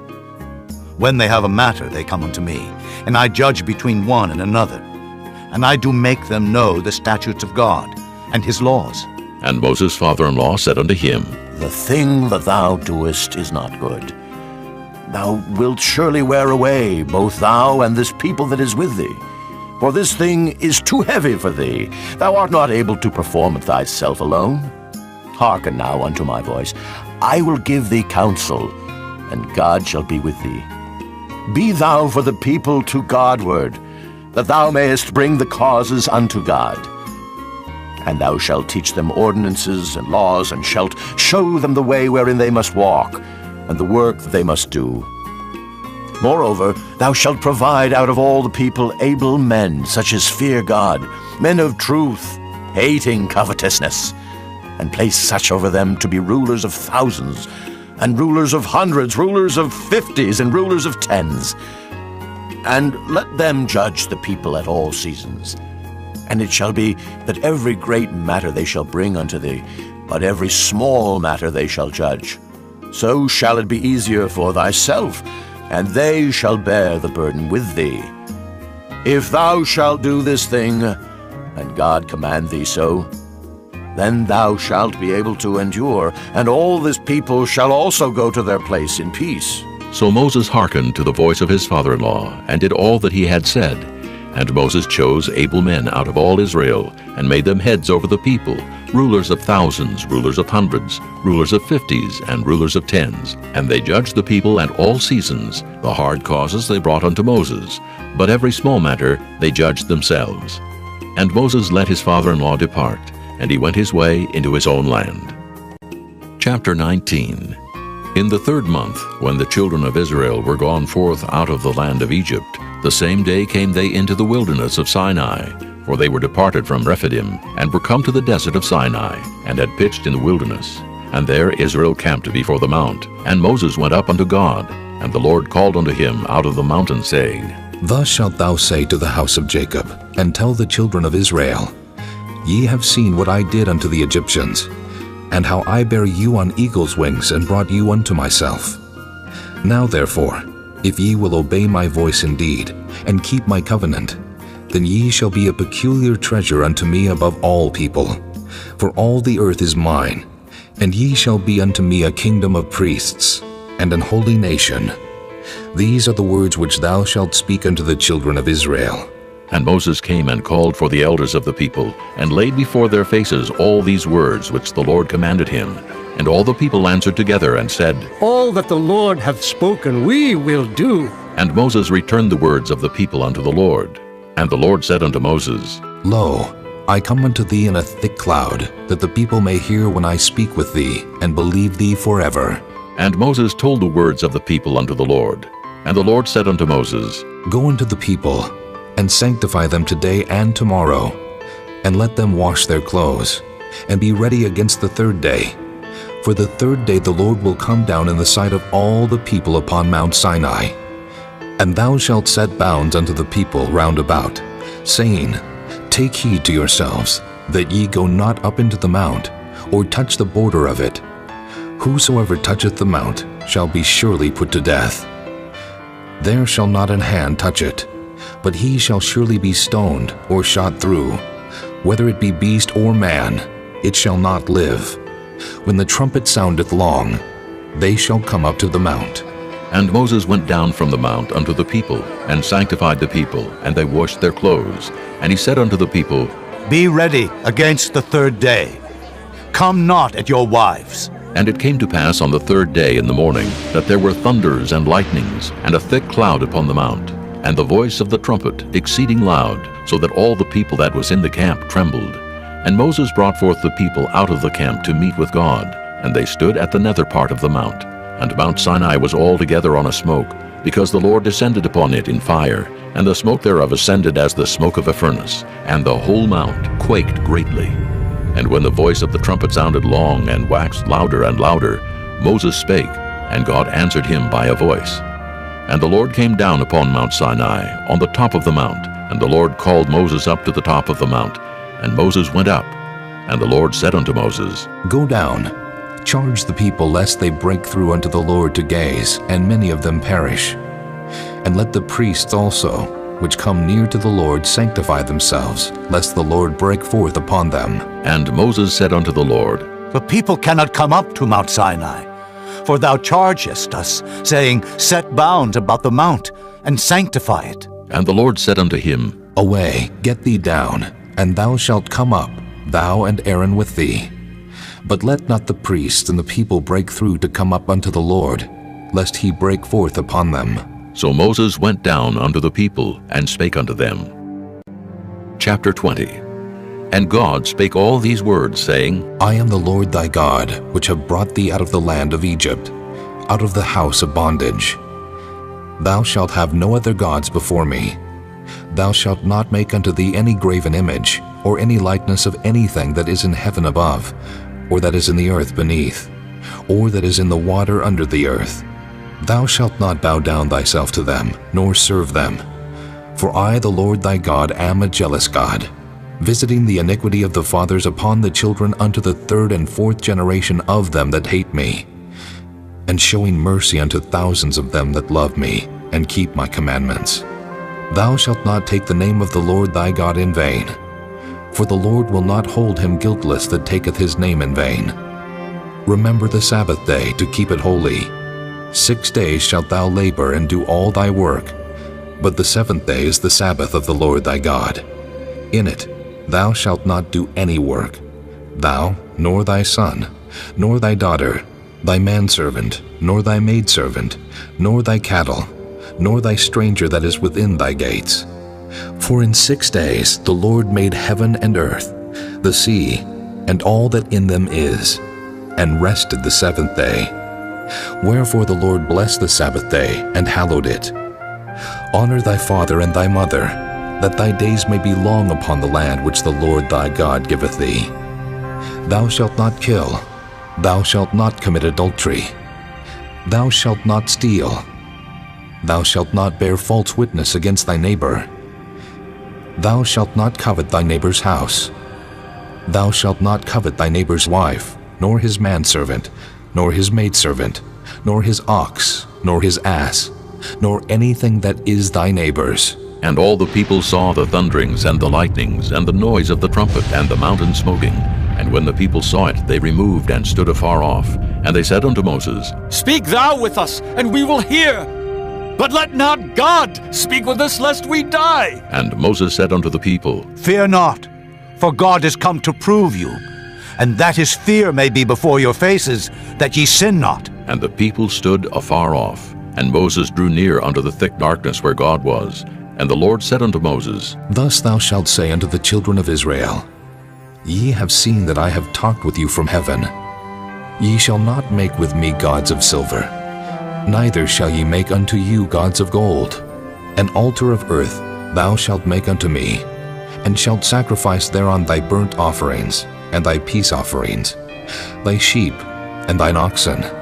In all places where I record my name I will come unto thee, and I will bless thee.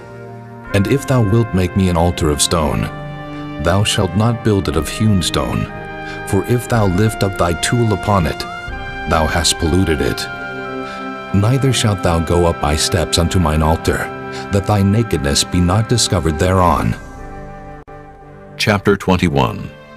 Now these are the judgments which thou shalt set before them.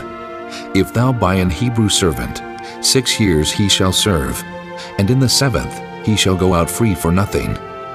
If he came in by himself, he shall go out by himself.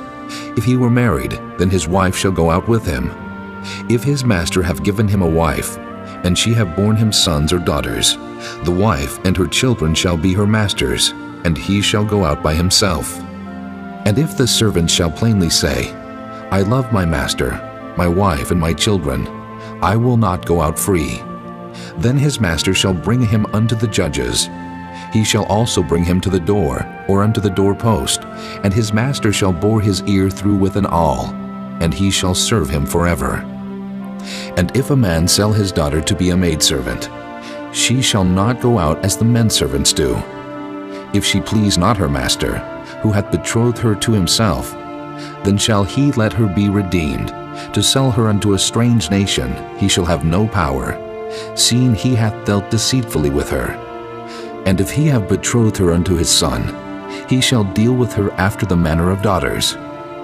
If he take him another wife, her food, her raiment, and her duty of marriage shall he not diminish. And if he do not these 3 unto her, then shall she go out free without money. He that smiteth a man so that he die, shall be surely put to death. And if a man lie not in wait, but God deliver him into his hand, then I will appoint thee a place whither he shall flee.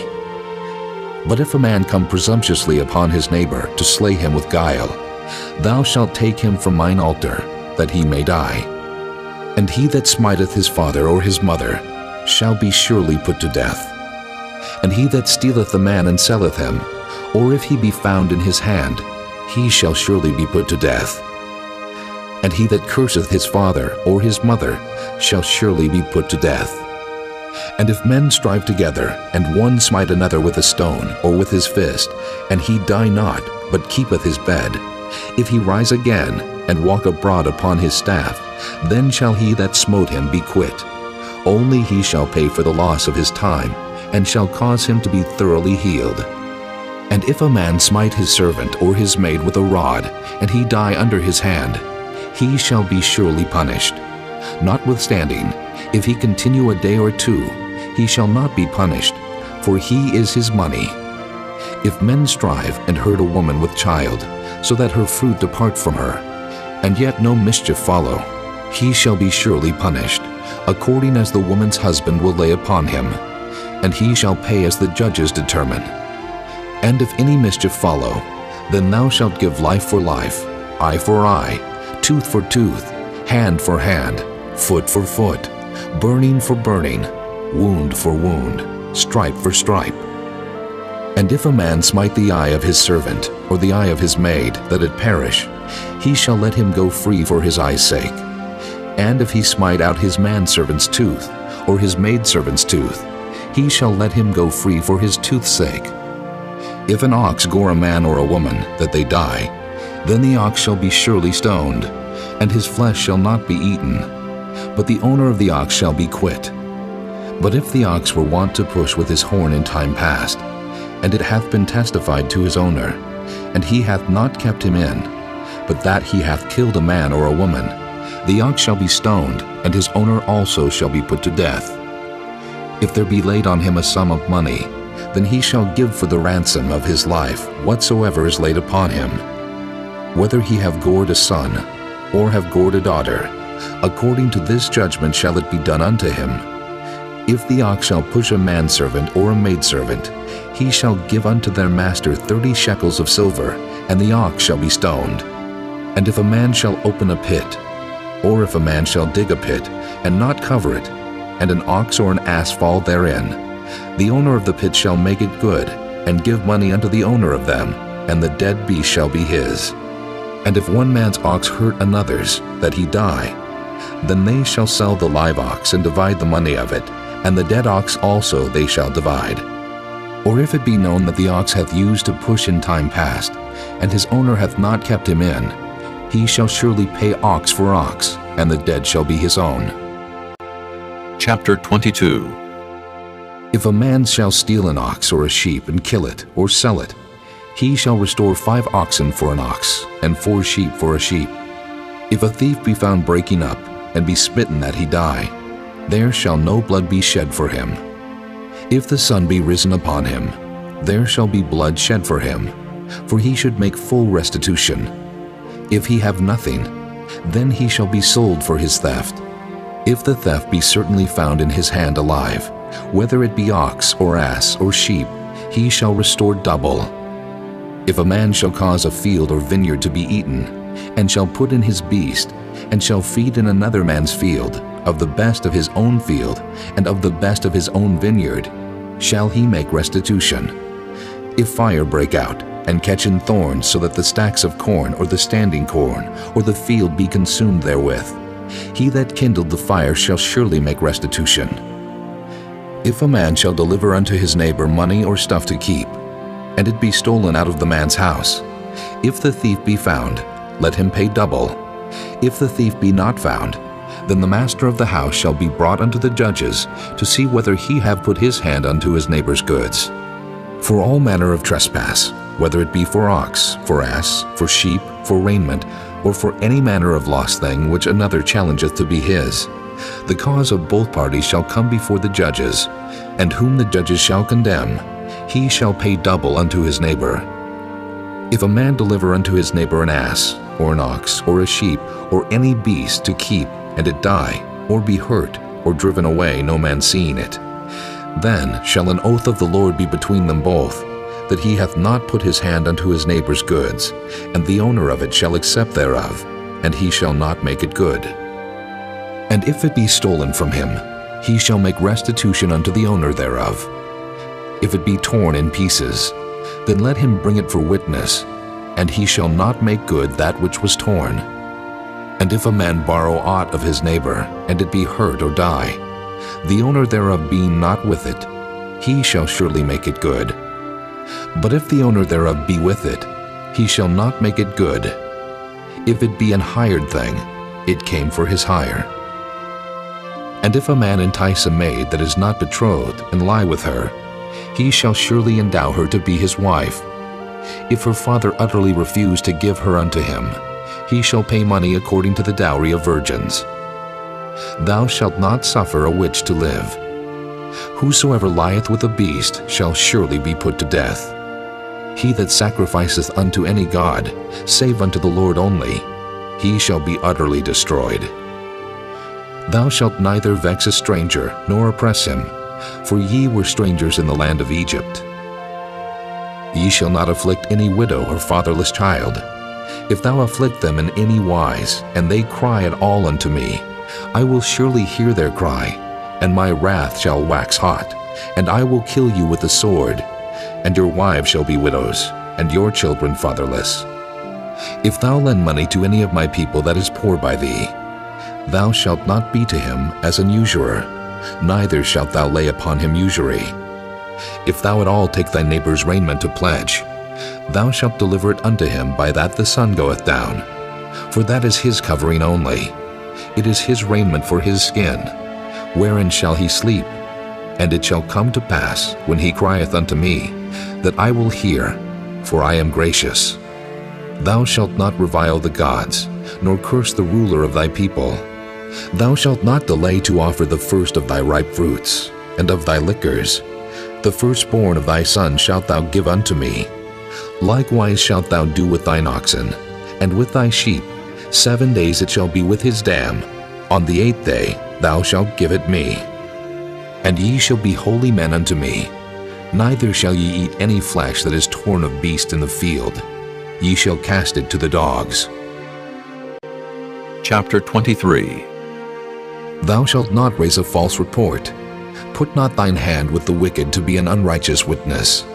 Thou shalt not follow a multitude to do evil, neither shalt thou speak in a cause to decline after many to wrest judgment. Neither shalt thou countenance a poor man in his cause. If thou meet thine enemy's ox or his ass going astray, thou shalt surely bring it back to him again. If thou see the ass of him that hateth thee lying under his burden, and wouldest forbear to help him, thou shalt surely help with him. Thou shalt not wrest the judgment of thy poor in his cause. Keep thee far from a false matter, and the innocent and righteous slay thou not, for I will not justify the wicked. And thou shalt take no gift, for the gift blindeth the wise, and perverteth the words of the righteous. Also thou shalt not oppress a stranger, for ye know the heart of a stranger, seeing ye were strangers in the land of Egypt. And 6 years thou shalt sow thy land, and shalt gather in the fruits thereof. But the 7th year thou shalt let it rest and lie still, that the poor of thy people may eat, and what they leave the beasts of the field shall eat. In like manner thou shalt deal with thy vineyard, and with thy oliveyard. 6 days thou shalt do thy work, and on the 7th day thou shalt rest, that thine ox and thine ass may rest, and the son of thy handmaid, and the stranger may be refreshed. And in all things that I have said unto you be circumspect, and make no mention of the name of other gods, neither let it be heard out of thy mouth. 3 times thou shalt keep a feast unto me in the year. Thou shalt keep the feast of unleavened bread. Thou shalt eat unleavened bread 7 days, as I commanded thee, in the time appointed of the month Abib, for in it thou camest out from Egypt. And none shall appear before me empty. And the feast of harvest, the first fruits of thy labors which thou hast sown in the field, and the feast of ingathering, which is in the end of the year, when thou hast gathered in thy labors out of the field. 3 times in the year all thy males shall appear before the Lord God. Thou shalt not offer the blood of my sacrifice with leavened bread, neither shall the fat of my sacrifice remain until the morning. The first of the first fruits of thy land thou shalt bring into the house of the Lord thy God. Thou shalt not see the kid in his mother's milk.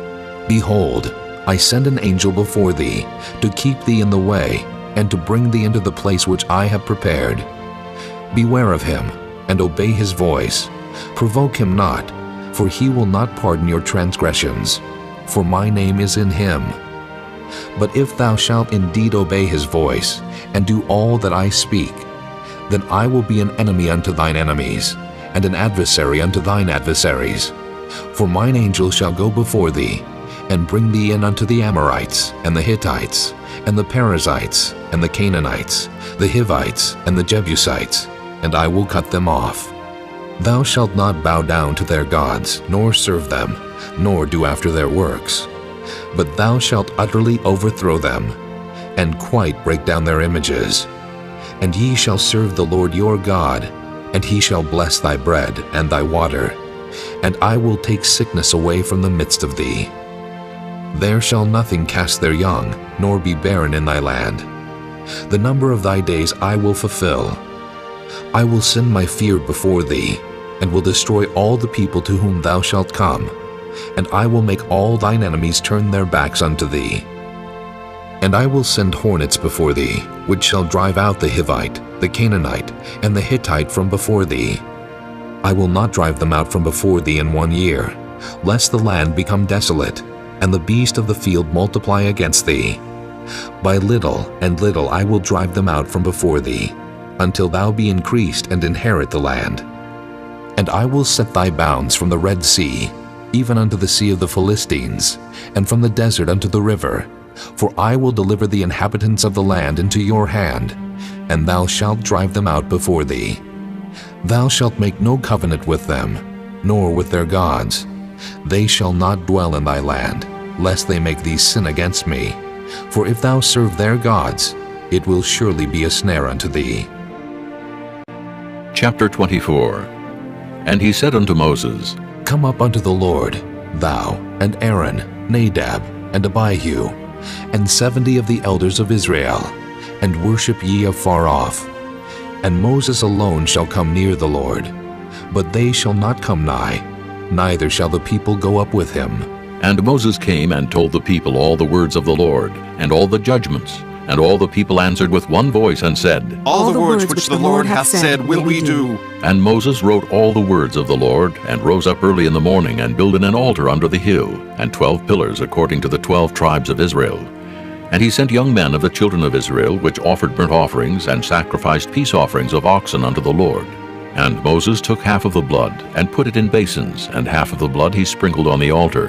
And he took the book of the covenant, and read it in the audience of the people, and they said, All that the Lord hath said will we do, and be obedient. And Moses took the blood, and sprinkled it on the people, and said, Behold, the blood of the covenant, which the Lord hath made with you concerning all these words. Then went up Moses and Aaron, Nadab and Abihu, and 70 of the elders of Israel, and they saw the God of Israel. And there was under his feet as it were a paved work of a sapphire stone, and as it were the body of heaven in his clearness. And upon the nobles of the children of Israel he laid not his hand. Also they saw God, and did eat and drink. And the Lord said unto Moses, Come up to me into the mount, and be there, and I will give thee tables of stone, and a law and commandments which I have written, that thou mayest teach them. And Moses rose up, and his minister Joshua. And Moses went up into the mount of God, and he said unto the elders, Tarry ye here for us, until we come again unto you. And behold, Aaron and Hur are with you. If any man have any matters to do, let him come unto them. And Moses went up into the mount, and a cloud covered the mount. And the glory of the Lord abode upon Mount Sinai, and the cloud covered it 6 days. And the 7th day he called unto Moses out of the midst of the cloud.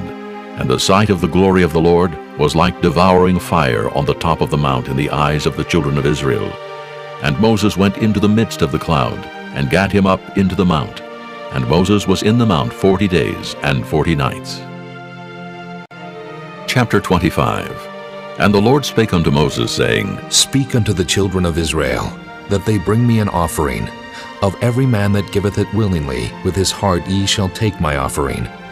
And this is the offering which ye shall take of them: gold, and silver, and brass, and blue, and purple, and scarlet, and fine linen, and goat's hair, and ram skins dyed red, and badger skins, and shittim wood, oil for the light, spices for anointing oil, and for sweet incense, onyx stones, and stones to be set in the ephod, and in the breastplate. And let them make me a sanctuary, that I may dwell among them, according to all that I show thee, after the pattern of the tabernacle, and the pattern of all the instruments thereof, even so shall ye make it. And they shall make an ark of shittim wood. 2 cubits and a half shall be the length thereof, and 1 cubit and a half the breadth thereof, and 1 cubit and a half the height thereof. And thou shalt overlay it with pure gold. Within and without shalt thou overlay it, and shalt make upon it a crown of gold round about. And thou shalt cast 4 rings of gold for it, and put them in the 4 corners thereof.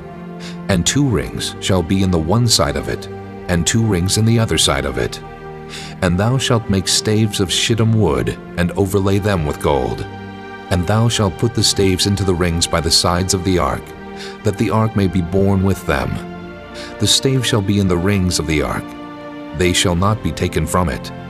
And thou shalt put into the ark the testimony which I shall give thee. And thou shalt make a mercy seat of pure gold. 2 cubits and a half shall be the length thereof, and 1 cubit and a half the breadth thereof. And thou shalt make 2 cherubims of gold. Of beaten work shalt thou make them in the 2 ends of the mercy seat. And make 1 cherub on the one end, and the other cherub on the other end. Even of the mercy seat shall ye make the cherubims on the 2 ends thereof. And the cherubims shall stretch forth their wings on high, covering the mercy seat with their wings, and their faces shall look one to another. Toward the mercy seat shall the faces of the cherubims be. And thou shalt put the mercy seat above upon the ark, and in the ark thou shalt put the testimony that I shall give thee. And there I will meet with thee, and I will commune with thee from above the mercy seat, from between the 2 cherubims which are upon the ark of the testimony, of all things which I will give thee in commandment unto the children of Israel. Thou shalt also make a table of shittim wood. 2 cubits shall be the length thereof, and 1 cubit the breadth thereof, and 1 cubit and a half the height thereof. And thou shalt overlay it with pure gold, and make thereto a crown of gold round about. And thou shalt make unto it a border of an handbreadth round about, and thou shalt make a golden crown to the border thereof round about. And thou shalt make for it 4 rings of gold, and put the rings in the 4 corners that are on the 4 feet thereof. Over against the border shall the rings be for places of the staves to bear the table. And thou shalt make the staves of shittim wood, and overlay them with gold, that the table may be borne with them. And thou shalt make the dishes thereof, and spoons thereof, and covers thereof, and bowls thereof, to cover withal, of pure gold shalt thou make them. And thou shalt set upon the table showbread before me alway.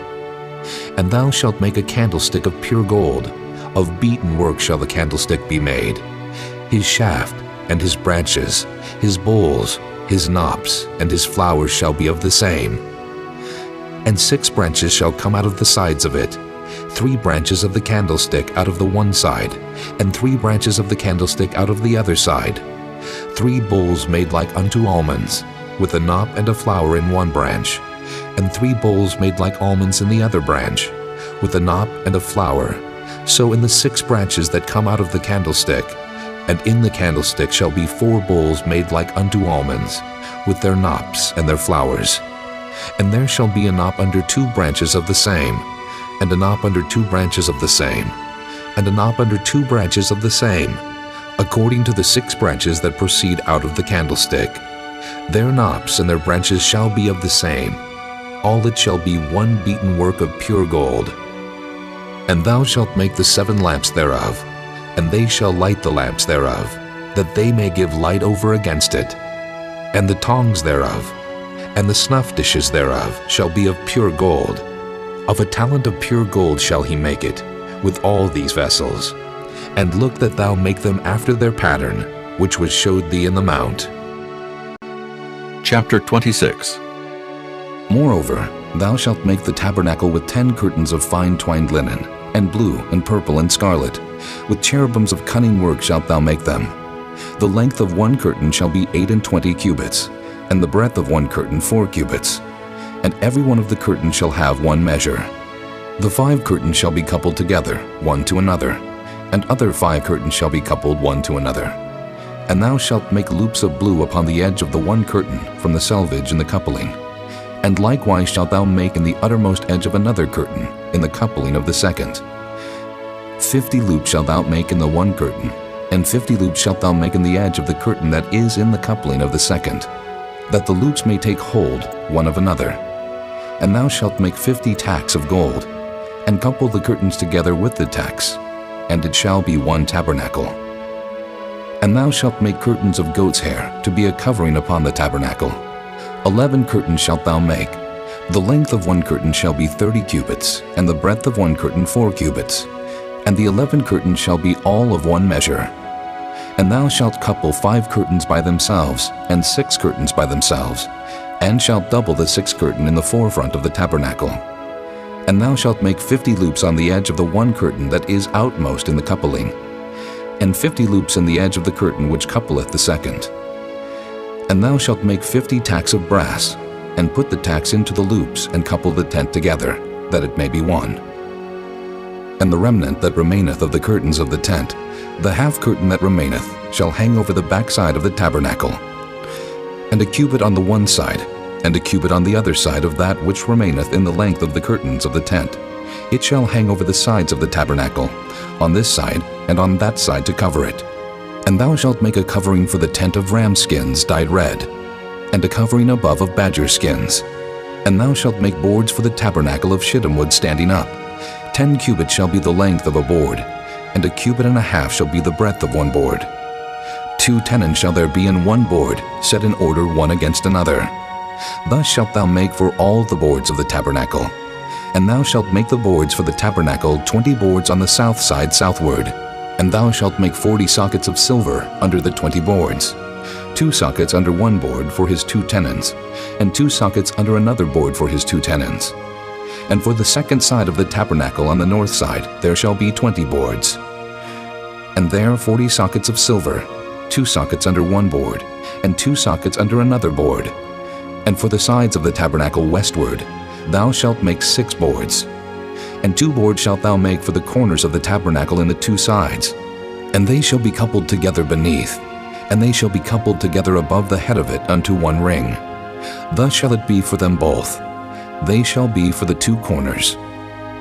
And they shall be 8 boards, and their sockets of silver 16 sockets, 2 sockets under 1 board, and 2 sockets under another board. And thou shalt make bars of shittim wood, 5 for the boards of the one side of the tabernacle, and 5 bars for the boards of the other side of the tabernacle, and 5 bars for the boards of the side of the tabernacle, for the 2 sides westward. And the middle bar in the midst of the board shall reach from end to end. And thou shalt overlay the boards with gold, and make their rings of gold for places for the bars. And thou shalt overlay the bars with gold. And thou shalt rear up the tabernacle according to the fashion thereof, which was showed thee in the mount. And thou shalt make a veil of blue, and purple, and scarlet, and fine twined linen of cunning work. With cherubims shall it be made. And thou shalt hang it upon 4 pillars of shittim wood overlaid with gold. Their hooks shall be of gold upon the 4 sockets of silver. And thou shalt hang up the veil under the tacks, that thou mayest bring in thither within the veil the ark of the testimony. And the veil shall divide unto you between the holy place and the most holy. And thou shalt put the mercy seat upon the ark of the testimony in the most holy place. And thou shalt set the table without the veil, and the candlestick over against the table on the side of the tabernacle toward the south. And thou shalt put the table on the north side. And thou shalt make an hanging for the door of the tent of blue and purple and scarlet, and fine twined linen wrought with needlework. And thou shalt make for the hanging 5 pillars of shittim wood, and overlay them with gold, and their hooks shall be of gold. And thou shalt cast 5 sockets of brass for them. Chapter 27. And thou shalt make an altar of shittim wood, 5 cubits long, and 5 cubits broad. The altar shall be 4 square, and the height thereof shall be 3 cubits. And thou shalt make the horns of it upon the 4 corners thereof. His horn shall be of the same. And thou shalt overlay it with brass. And thou shalt make his pans to receive his ashes, and his shovels, and his basins, and his flesh hooks, and his fire pans. All the vessels thereof thou shalt make of brass. And thou shalt make for it a grate of network of brass. And upon the net shalt thou make 4 brassen rings in the 4 corners thereof. And thou shalt put it under the compass of the altar beneath, that the net may be even to the midst of the altar. And thou shalt make staves for the altar, staves of shittim wood, and overlay them with brass. And the staves shall be put into the rings, and the staves shall be upon the 2 sides of the altar to bear it. Hollow with boards shalt thou make it. As it was showed thee in the mount, so shall they make it. And thou shalt make the court of the tabernacle. For the south side southward there shall be hangings for the court of fine twined linen, of 100 cubits long for one side. And the 20 pillars thereof, and their 20 sockets shall be of brass. The hooks of the pillars, and their fillets shall be of silver. And likewise for the north side in length there shall be hangings of 100 cubits long, and his 20 pillars, and their 20 sockets of brass, the hooks of the pillars, and their fillets of silver. And for the breadth of the court on the west side shall be hangings of 50 cubits, their pillars 10, and their sockets 10. And the breadth of the court on the east side eastward shall be 50 cubits. The hangings of one side of the gate shall be 15 cubits, their pillars 3, and their sockets 3. And on the other side shall be hangings 15 cubits, their pillars 3, and their sockets 3. And for the gate of the court shall be an hanging of 20 cubits, of blue and purple and scarlet, and fine twined linen, wrought with needlework. And their pillars shall be 4, and their sockets 4. All the pillars round about the court shall be filleted with silver. Their hooks shall be of silver, and their sockets of brass. The length of the court shall be 100 cubits, and the breadth 50, everywhere. And the height 5 cubits of fine twined linen, and their sockets of brass. All the vessels of the tabernacle and all the service thereof, and all the pins thereof, and all the pins of the court shall be of brass. And thou shalt command the children of Israel that they bring thee pure oil olive beaten for the light, to cause the lamp to burn always. In the tabernacle of the congregation without the veil, which is before the testimony, Aaron and his sons shall order it from evening to morning before the Lord. It shall be a statute forever unto their generations on the behalf of the children of Israel. Chapter 28. And take thou unto thee Aaron thy brother, and his sons with him from among the children of Israel, that he may minister unto me in the priest's office, even Aaron, Nadab, and Abihu, Eleazar, and Ithamar, Aaron's sons. And thou shalt make holy garments for Aaron thy brother, for glory and for beauty. And thou shalt speak unto all that are wise-hearted, whom I have filled with the spirit of wisdom, that they may make Aaron's garments to consecrate him, that he may minister unto me in the priest's office. And these are the garments which they shall make: a breastplate, and an ephod, and a robe, and a broidered coat, a mitre, and a girdle. And they shall make holy garments for Aaron thy brother and his sons, that he may minister unto me in the priest's office. And they shall take gold, and blue, and purple, and scarlet, and fine linen. And they shall make the ephod of gold, of blue, and of purple, of scarlet, and fine twined linen with cunning work. It shall have the 2 shoulder pieces thereof joined at the 2 edges thereof, and so it shall be joined together.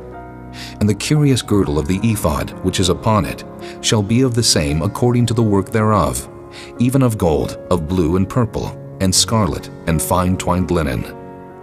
And thou shalt take 2 onyx stones, and grave on them the names of the children of Israel, 6 of their names on one stone, and the other 6 names of the rest on the other stone according to their birth. With the work of an engraver in stone, like the engravings of a signet, shalt thou engrave the 2 stones with the names of the children of Israel. Thou shalt make them to be set in ouches of gold. And thou shalt put the 2 stones upon the shoulders of the ephod for stones of memorial unto the children of Israel. And Aaron shall bear their names before the Lord upon his 2 shoulders for a memorial. And thou shalt make ouches of gold, and 2 chains of pure gold at the ends, of wreathen work shalt thou make them, and fasten the wreathen chains to the ouches. And thou shalt make the breastplate of judgment with cunning work. After the work of the ephod thou shalt make it. Of gold, of blue, and of purple, and of scarlet, and of fine twined linen shalt thou make it. 4 square it shall be being doubled. A span shall be the length thereof, and a span shall be the breadth thereof. And thou shalt set in it settings of stones, even 4 rows of stones. The first row shall be a sardius, a topaz, and a carbuncle. This shall be the first row. And the second row shall be an emerald, a sapphire, and a diamond. And the third row, a ligure, an agate, and an amethyst. And the fourth row, a beryl, and an onyx, and a jasper. They shall be set in gold in their enclosings. And the stones shall be with the names of the children of Israel, 12 according to their names, like the engravings of a signet. Every one with his name shall they be according to the 12 tribes. And thou shalt make upon the breastplate chains at the ends of wreathen work of pure gold. And thou shalt make upon the breastplate 2 rings of gold, and shalt put the 2 rings on the 2 ends of the breastplate. And thou shalt put the 2 wreathen chains of gold in the 2 rings which are on the ends of the breastplate. And the other 2 ends of the 2 wreathen chains thou shalt fasten in the 2 ouches, and put them on the shoulder pieces of the ephod before it. And thou shalt make 2 rings of gold, and thou shalt put them upon the 2 ends of the breastplate in the border thereof, which is in the side of the ephod inward. And 2 other rings of gold thou shalt make, and shalt put them on the 2 sides of the ephod underneath, toward the forepart thereof, over against the other coupling thereof, above the curious girdle of the ephod. And they shall bind the breastplate by the rings thereof unto the rings of the ephod with a lace of blue, that it may be above the curious girdle of the ephod, and that the breastplate be not loosed from the ephod. And Aaron shall bear the names of the children of Israel in the breastplate of judgment upon his heart, when he goeth in unto the holy place, for a memorial before the Lord continually. And thou shalt put in the breastplate of judgment the Urim and the Thummim, and they shall be upon Aaron's heart when he goeth in before the Lord. And Aaron shall bear the judgment of the children of Israel upon his heart before the Lord continually. And thou shalt make the robe of the ephod all of blue, and there shall be an hole in the top of it, in the midst thereof. It shall have a binding of woven work round about the whole of it, as it were the hole of an habergeon, that it be not rent. And beneath, upon the hem of it, thou shalt make pomegranates of blue, and of purple, and of scarlet, round about the hem thereof, and bells of gold between them round about. A golden bell and a pomegranate, a golden bell and a pomegranate, upon the hem of the robe round about. And it shall be upon Aaron to minister, and his sound shall be heard when he goeth in unto the holy place before the Lord, and when he cometh out, that he die not. And thou shalt make a plate of pure gold, and grave upon it, like the engravings of a signet, Holiness to the Lord. And thou shalt put it on a blue lace, that it may be upon the mitre. Upon the forefront of the mitre it shall be. And it shall be upon Aaron's forehead, that Aaron may bear the iniquity of the holy things, which the children of Israel shall hallow in all their holy gifts. And it shall be always upon his forehead, that they may be accepted before the Lord. And thou shalt embroider the coat of fine linen, and thou shalt make the mitre of fine linen, and thou shalt make the girdle of needlework. And for Aaron's sons thou shalt make coats, and thou shalt make for them girdles, and bonnets shalt thou make for them, for glory and for beauty. And thou shalt put them upon Aaron thy brother, and his sons with him, and shalt anoint them, and consecrate them, and sanctify them, that they may minister unto me in the priest's office. And thou shalt make them linen breeches to cover their nakedness. From the loins even unto the thighs they shall reach. And they shall be upon Aaron and upon his sons when they come in unto the tabernacle of the congregation, or when they come near unto the altar to minister in the holy place, that they bear not iniquity and die. It shall be a statute forever unto him and his seed after him. Chapter 29. And this is the thing that thou shalt do unto them, to hallow them, to minister unto me in the priest's office. Take 1 young bullock, and 2 rams without blemish, and unleavened bread, and cakes unleavened tempered with oil, and wafers unleavened anointed with oil. Of wheaten flour shalt thou make them. And thou shalt put them into 1 basket, and bring them in the basket with the bullock and the 2 rams. And Aaron and his sons thou shalt bring unto the door of the tabernacle of the congregation, and shalt wash them with water. And thou shalt take the garments, and put upon Aaron the coat, and the robe of the ephod, and the breastplate, and gird him with the curious girdle of the ephod. And thou shalt put the mitre upon his head, and put the holy crown upon the mitre. Then shalt thou take the anointing oil, and pour it upon his head, and anoint him. And thou shalt bring his sons, and put coats upon them, and thou shalt gird them with girdles, Aaron and his sons, and put the bonnets on them, and the priest's office shall be theirs for a perpetual statute. And thou shalt consecrate Aaron and his sons. And thou shalt cause a bullock to be brought before the tabernacle of the congregation. And Aaron and his sons shall put their hands upon the head of the bullock. And thou shalt kill the bullock before the Lord, by the door of the tabernacle of the congregation. And thou shalt take of the blood of the bullock, and put it upon the horns of the altar with thy finger, and pour all the blood beside the bottom of the altar. And thou shalt take all the fat that covereth the inwards, and the caul that is above the liver, and the 2 kidneys, and the fat that is upon them, and burn them upon the altar. But the flesh of the bullock, and his skin, and his dung, shalt thou burn with fire without the camp. It is a sin offering. Thou shalt also take 1 ram, and Aaron and his sons shall put their hands upon the head of the ram. And thou shalt slay the ram. And thou shalt take his blood, and sprinkle it round about upon the altar.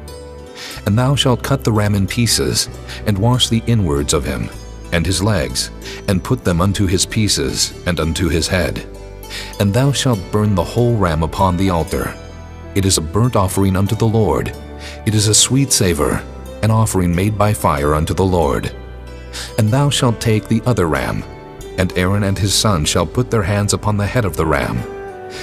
Then shalt thou kill the ram, and take of his blood, and put it upon the tip of the right ear of Aaron, and upon the tip of the right ear of his sons, and upon the thumb of their right hand, and upon the great toe of their right foot, and sprinkle the blood upon the altar round about. And thou shalt take of the blood that is upon the altar, and of the anointing oil, and sprinkle it upon Aaron, and upon his garments, and upon his sons, and upon the garments of his sons with him.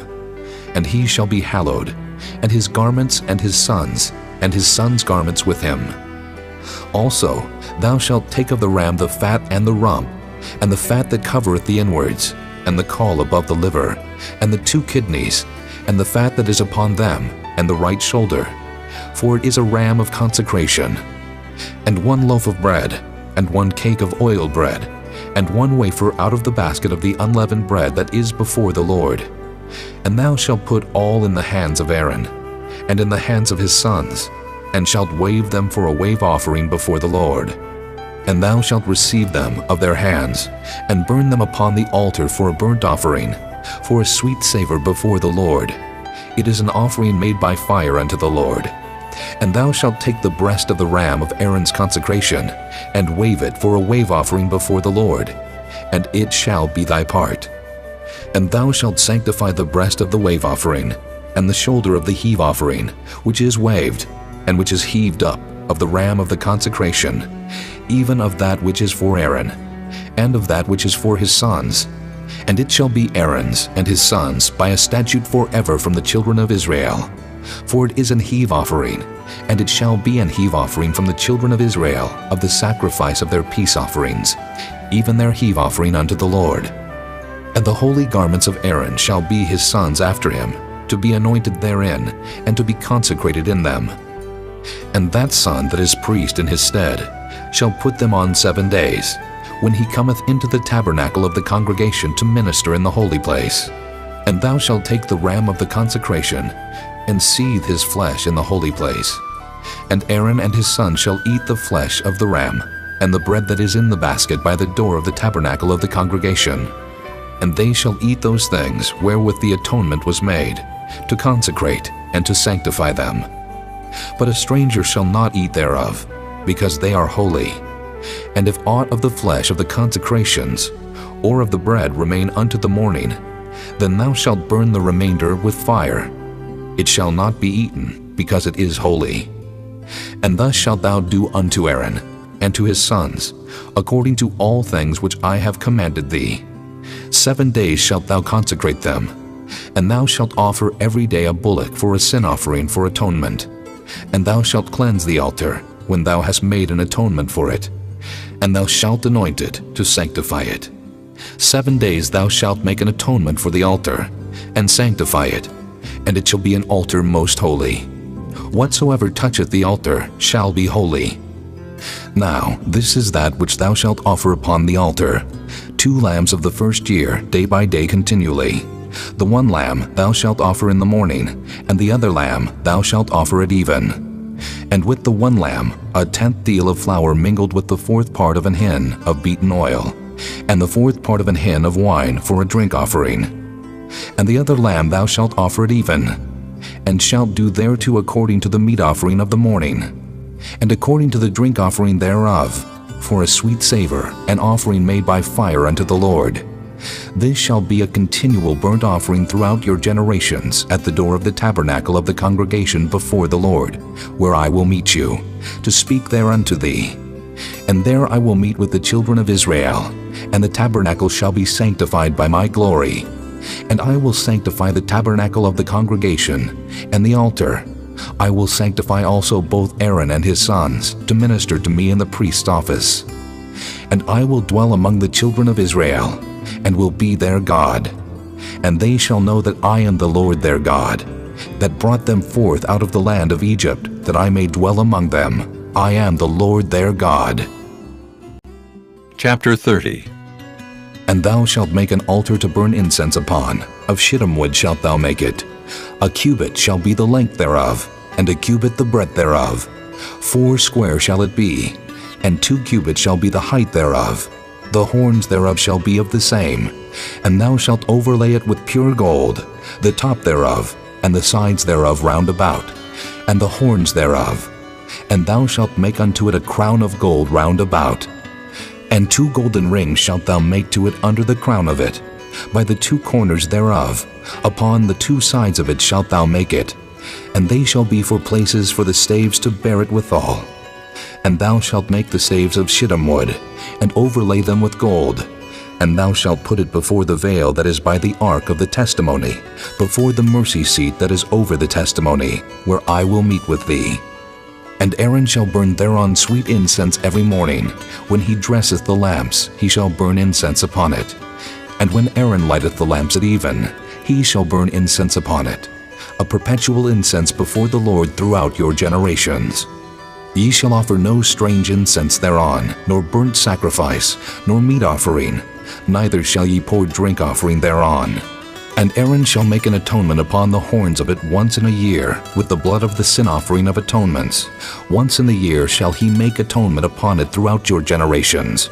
It is most holy unto the Lord. And the Lord spake unto Moses, saying, When thou takest the sum of the children of Israel after their number, then shall they give every man a ransom for his soul unto the Lord, when thou numberest them, that there be no plague among them when thou numberest them. This they shall give, every one that passeth among them that are numbered, half a shekel after the shekel of the sanctuary. A shekel is 20 gerahs, and half shekel shall be the offering of the Lord. Every one that passeth among them that are numbered, from 20 years old and above, shall give an offering unto the Lord. The rich shall not give more, and the poor shall not give less than half a shekel, when they give an offering unto the Lord to make an atonement for your souls.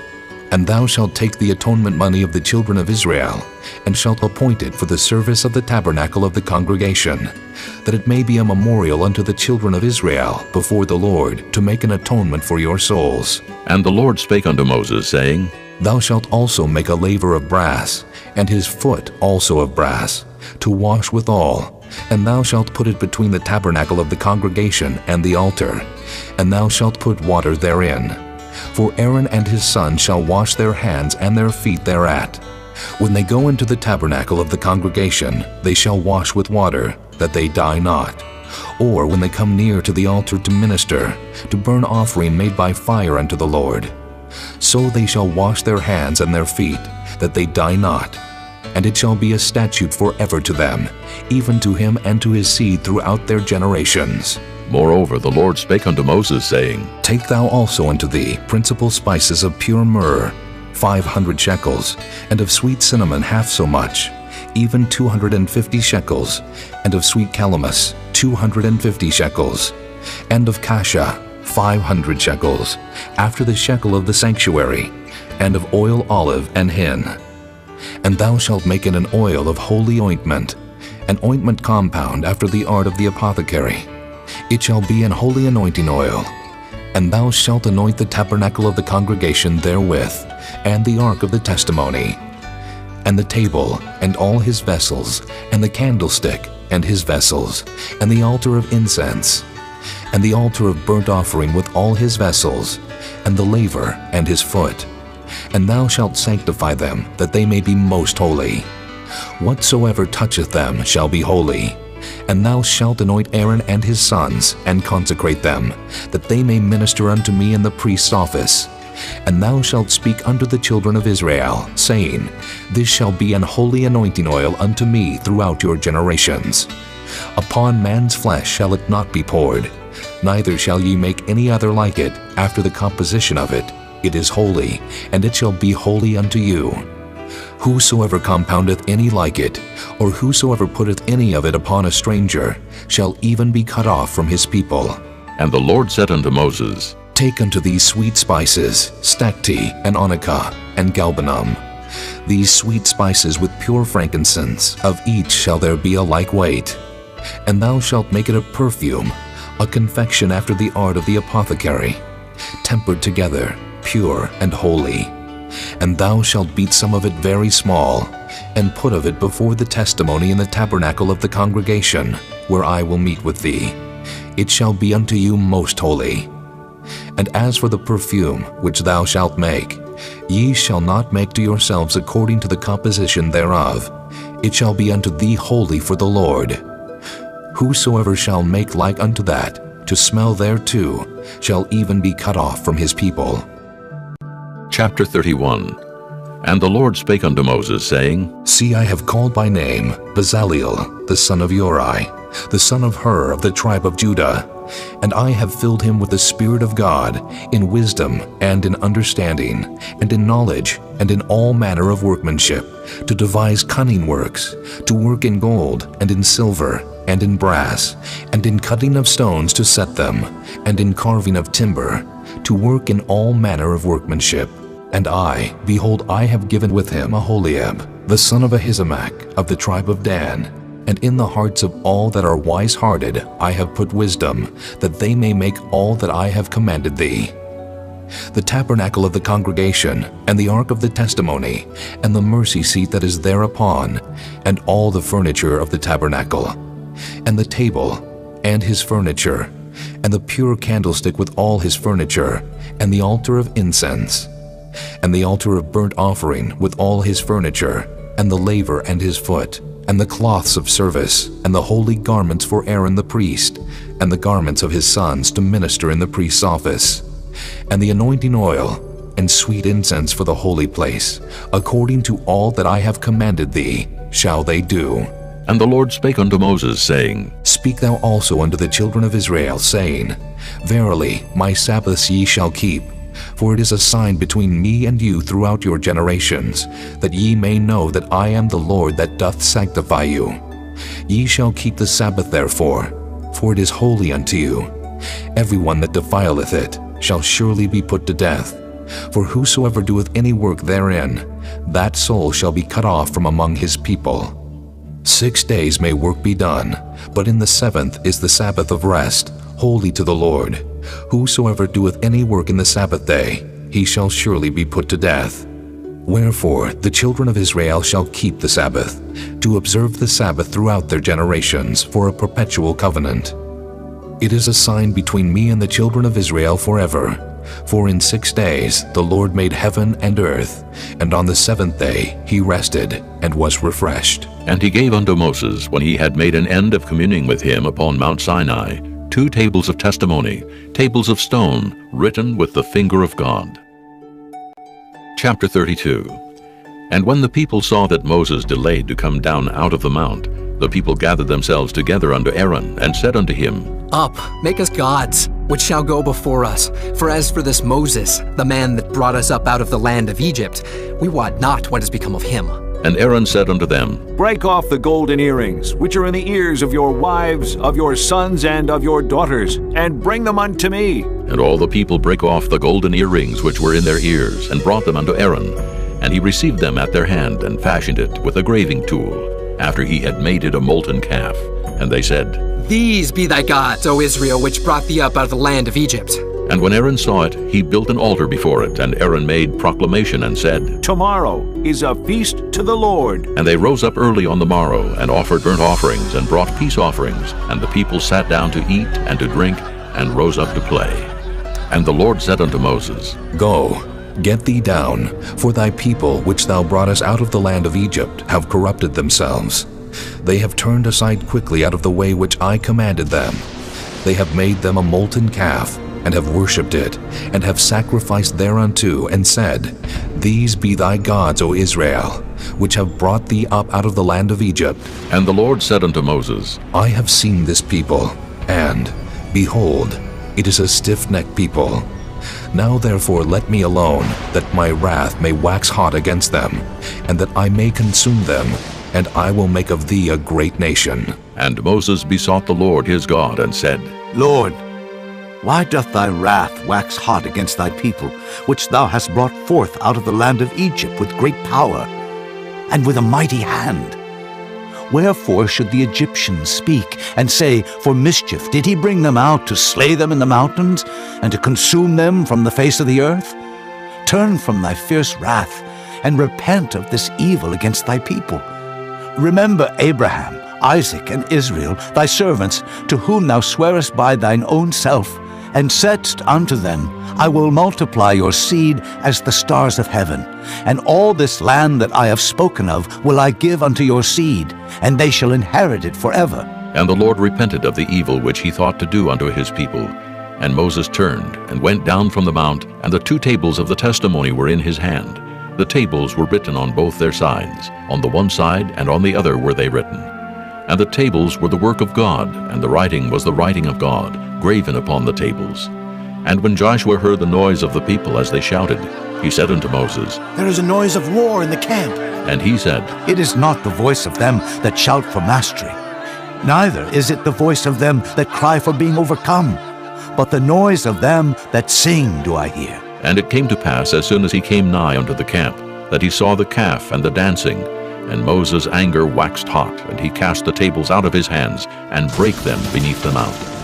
And he took the calf which they had made, and burnt it in the fire, and ground it to powder, and strawed it upon the water, and made the children of Israel drink of it.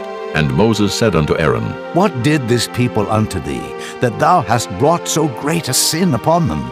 And Aaron said, Let not the anger of my Lord wax hot. Thou knowest the people, that they are set on mischief.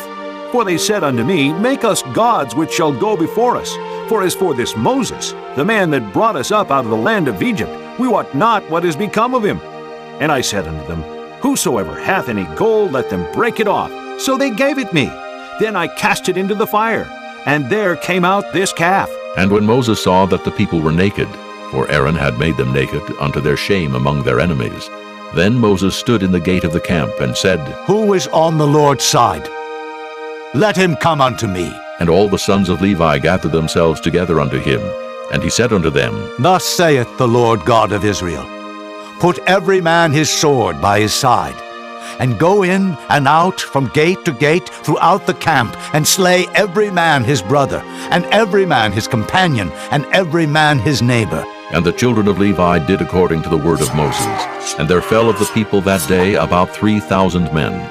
For Moses had said, Consecrate yourselves today to the Lord, even every man upon his son, and upon his brother, that he may bestow upon you a blessing this day. And it came to pass on the morrow, that Moses said unto the people, Ye have sinned a great sin. And now I will go up unto the Lord. Peradventure I shall make an atonement for your sin. And Moses returned unto the Lord, and said, Oh, this people have sinned a great sin, and have made them gods of gold. Yet now, if thou wilt forgive their sin, and if not, blot me, I pray thee, out of thy book which thou hast written. And the Lord said unto Moses, Whosoever hath sinned against me, him will I blot out of my book. Therefore now go, lead the people unto the place of which I have spoken unto thee. Behold, mine angel shall go before thee. Nevertheless, in the day when I visit, I will visit their sin upon them. And the Lord plagued the people, because they made the calf which Aaron made. Chapter 33. And the Lord said unto Moses, Depart, and go up hence, thou and the people which thou hast brought up out of the land of Egypt, unto the land which I swear unto Abraham, to Isaac, and to Jacob, saying, Unto thy seed will I give it. And I will send an angel before thee, and I will drive out the Canaanite, the Amorite, and the Hittite, and the Perizzite, the Hivite, and the Jebusite, unto a land flowing with milk and honey. For I will not go up in the midst of thee, for thou art a stiff-necked people, lest I consume thee in the way. And when the people heard these evil tidings, they mourned, and no man did put on him his ornaments. For the Lord had said unto Moses, Say unto the children of Israel, Ye are a stiff-necked people. I will come up into the midst of thee in a moment, and consume thee. Therefore now put off thy ornaments from thee, that I may know what to do unto thee. And the children of Israel stripped themselves of their ornaments by the Mount Horeb. And Moses took the tabernacle, and pitched it without the camp, afar off from the camp, and called it the tabernacle of the congregation. And it came to pass that every one which sought the Lord went out unto the tabernacle of the congregation, which was without the camp. And it came to pass, when Moses went out unto the tabernacle, that all the people rose up, and stood every man at his tent door, and looked after Moses until he was gone into the tabernacle. And it came to pass, as Moses entered into the tabernacle, the cloudy pillar descended, and stood at the door of the tabernacle, and the Lord talked with Moses. And all the people saw the cloudy pillar stand at the tabernacle door, and all the people rose up and worshipped, every man in his tent door. And the Lord spake unto Moses face to face, as a man speaketh unto his friend. And he turned again into the camp. But his servant Joshua the son of Nun, a young man, departed not out of the tabernacle. And Moses said unto the Lord, See, thou sayest unto me, Bring up this people. And thou hast not let me know whom thou wilt send with me. Yet thou hast said, I know thee by name, and thou hast also found grace in my sight. Now, therefore, I pray thee, if I have found grace in thy sight, show me now thy way, that I may know thee, that I may find grace in thy sight, and consider that this nation is thy people. And he said, My presence shall go with thee, and I will give thee rest. And he said unto him, If thy presence go not with me, carry us not up hence. For wherein shall it be known here that I and thy people have found grace in thy sight? Is it not in that thou goest with us? So shall we be separated, I and thy people, from all the people that are upon the face of the earth.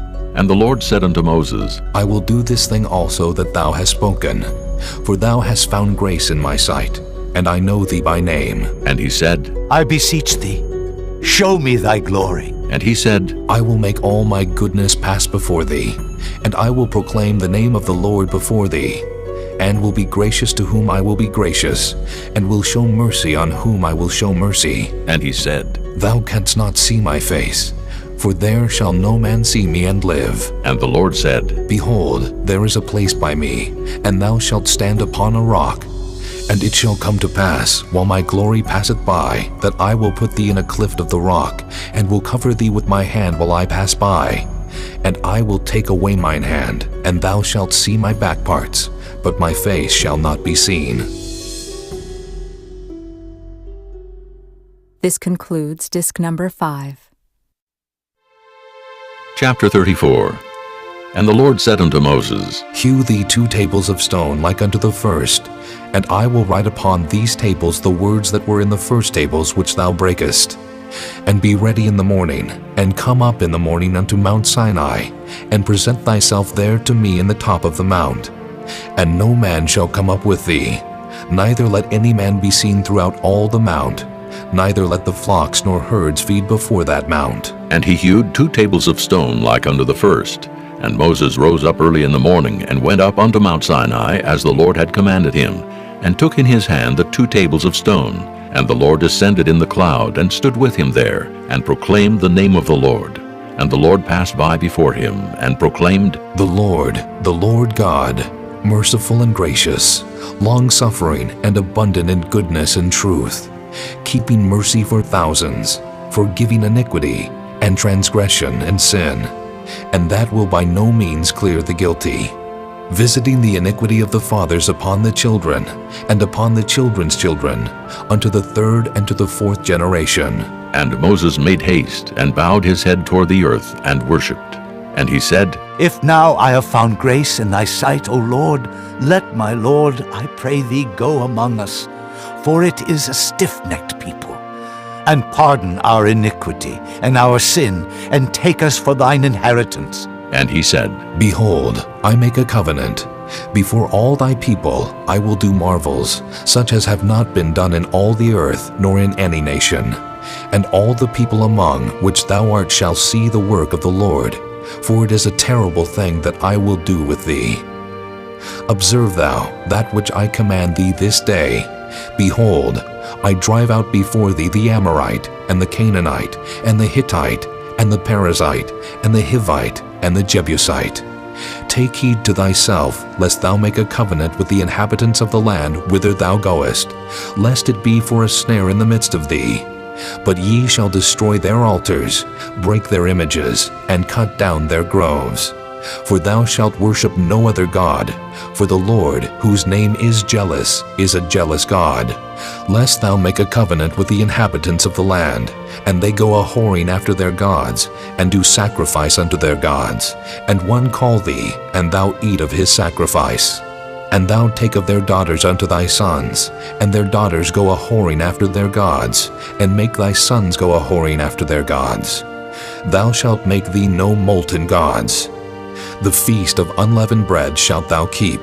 7 days thou shalt eat unleavened bread, as I commanded thee in the time of the month Abib. For in the month Abib thou camest out from Egypt. All that openeth the matrix is mine, and every firstling among thy cattle, whether ox or sheep that is male.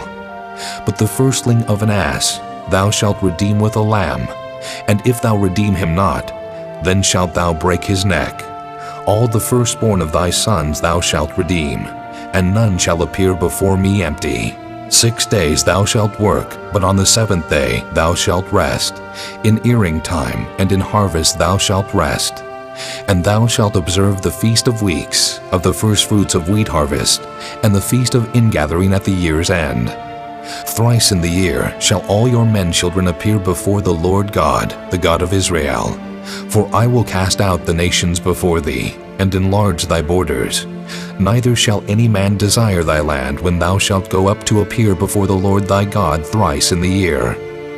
Thou shalt not offer the blood of my sacrifice with leaven, neither shall the sacrifice of the feast of the Passover be left unto the morning. The first of the firstfruits of thy land thou shalt bring unto the house of the Lord thy God. Thou shalt not see the kid in his mother's milk. And the Lord said unto Moses, Write thou these words, for after the tenor of these words I have made a covenant with thee and with Israel. And he was there with the Lord 40 days and 40 nights. He did neither eat bread nor drink water, and he wrote upon the tables the words of the covenant, the 10 commandments. And it came to pass, when Moses came down from Mount Sinai with the 2 tables of testimony in Moses' hand, when he came down from the mount, that Moses wist not that the skin of his face shone while he talked with him. And when Aaron and all the children of Israel saw Moses, behold, the skin of his face shone, and they were afraid to come nigh him. And Moses called unto them, and Aaron and all the rulers of the congregation returned unto him, and Moses talked with them. And afterward all the children of Israel came nigh, and he gave them in commandment all that the Lord had spoken with him in Mount Sinai. Until Moses had done speaking with them, he put a veil on his face. But when Moses went in before the Lord to speak with him, he took the veil off until he came out. And he came out and spake unto the children of Israel that which he was commanded. And the children of Israel saw the face of Moses, that the skin of Moses' face shone. And Moses put the veil upon his face again, until he went in to speak with him. Chapter 35. And Moses gathered all the congregation of the children of Israel together, and said unto them, These are the words which the Lord hath commanded, that ye should do them. 6 days shall work be done, but on the 7th day there shall be to you an holy day, a Sabbath of rest to the Lord. Whosoever doeth work therein shall be put to death. Ye shall kindle no fire throughout your habitations upon the Sabbath day. And Moses spake unto all the congregation of the children of Israel, saying, This is the thing which the Lord commanded, saying, Take ye from among you an offering unto the Lord. Whosoever is of a willing heart, let him bring it, an offering of the Lord, gold and silver and brass and blue and purple and scarlet and fine linen and goat's hair and ram's skins dyed red and badger's skins and shittim wood and oil for the light and spices for anointing oil and for the sweet incense and onyx stones and stones to be set for the ephod and for the breastplate.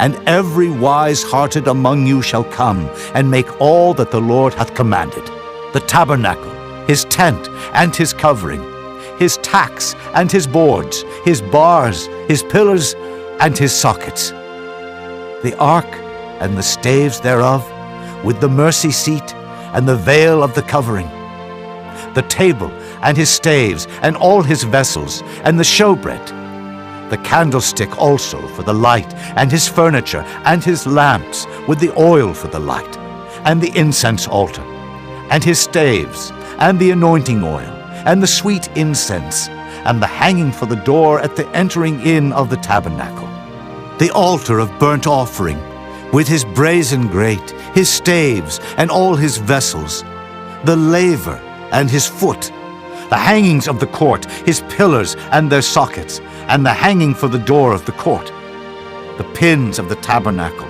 and the pins of the court, and their cords, the cloths of service to do service in the holy place, the holy garments for Aaron the priest, and the garments of his sons to minister in the priest's office.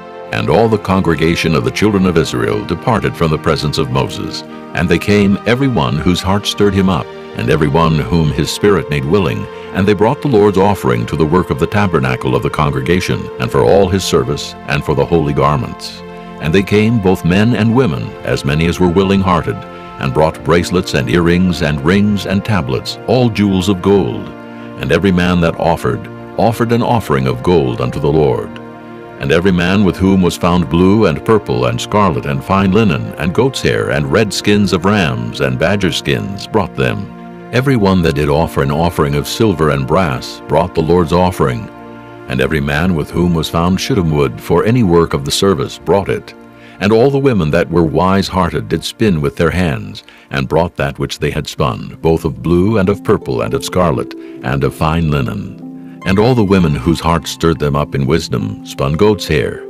And the rulers brought onyx stones, and stones to be set for the ephod and for the breastplate, and spice and oil for the light, and for the anointing oil, and for the sweet incense.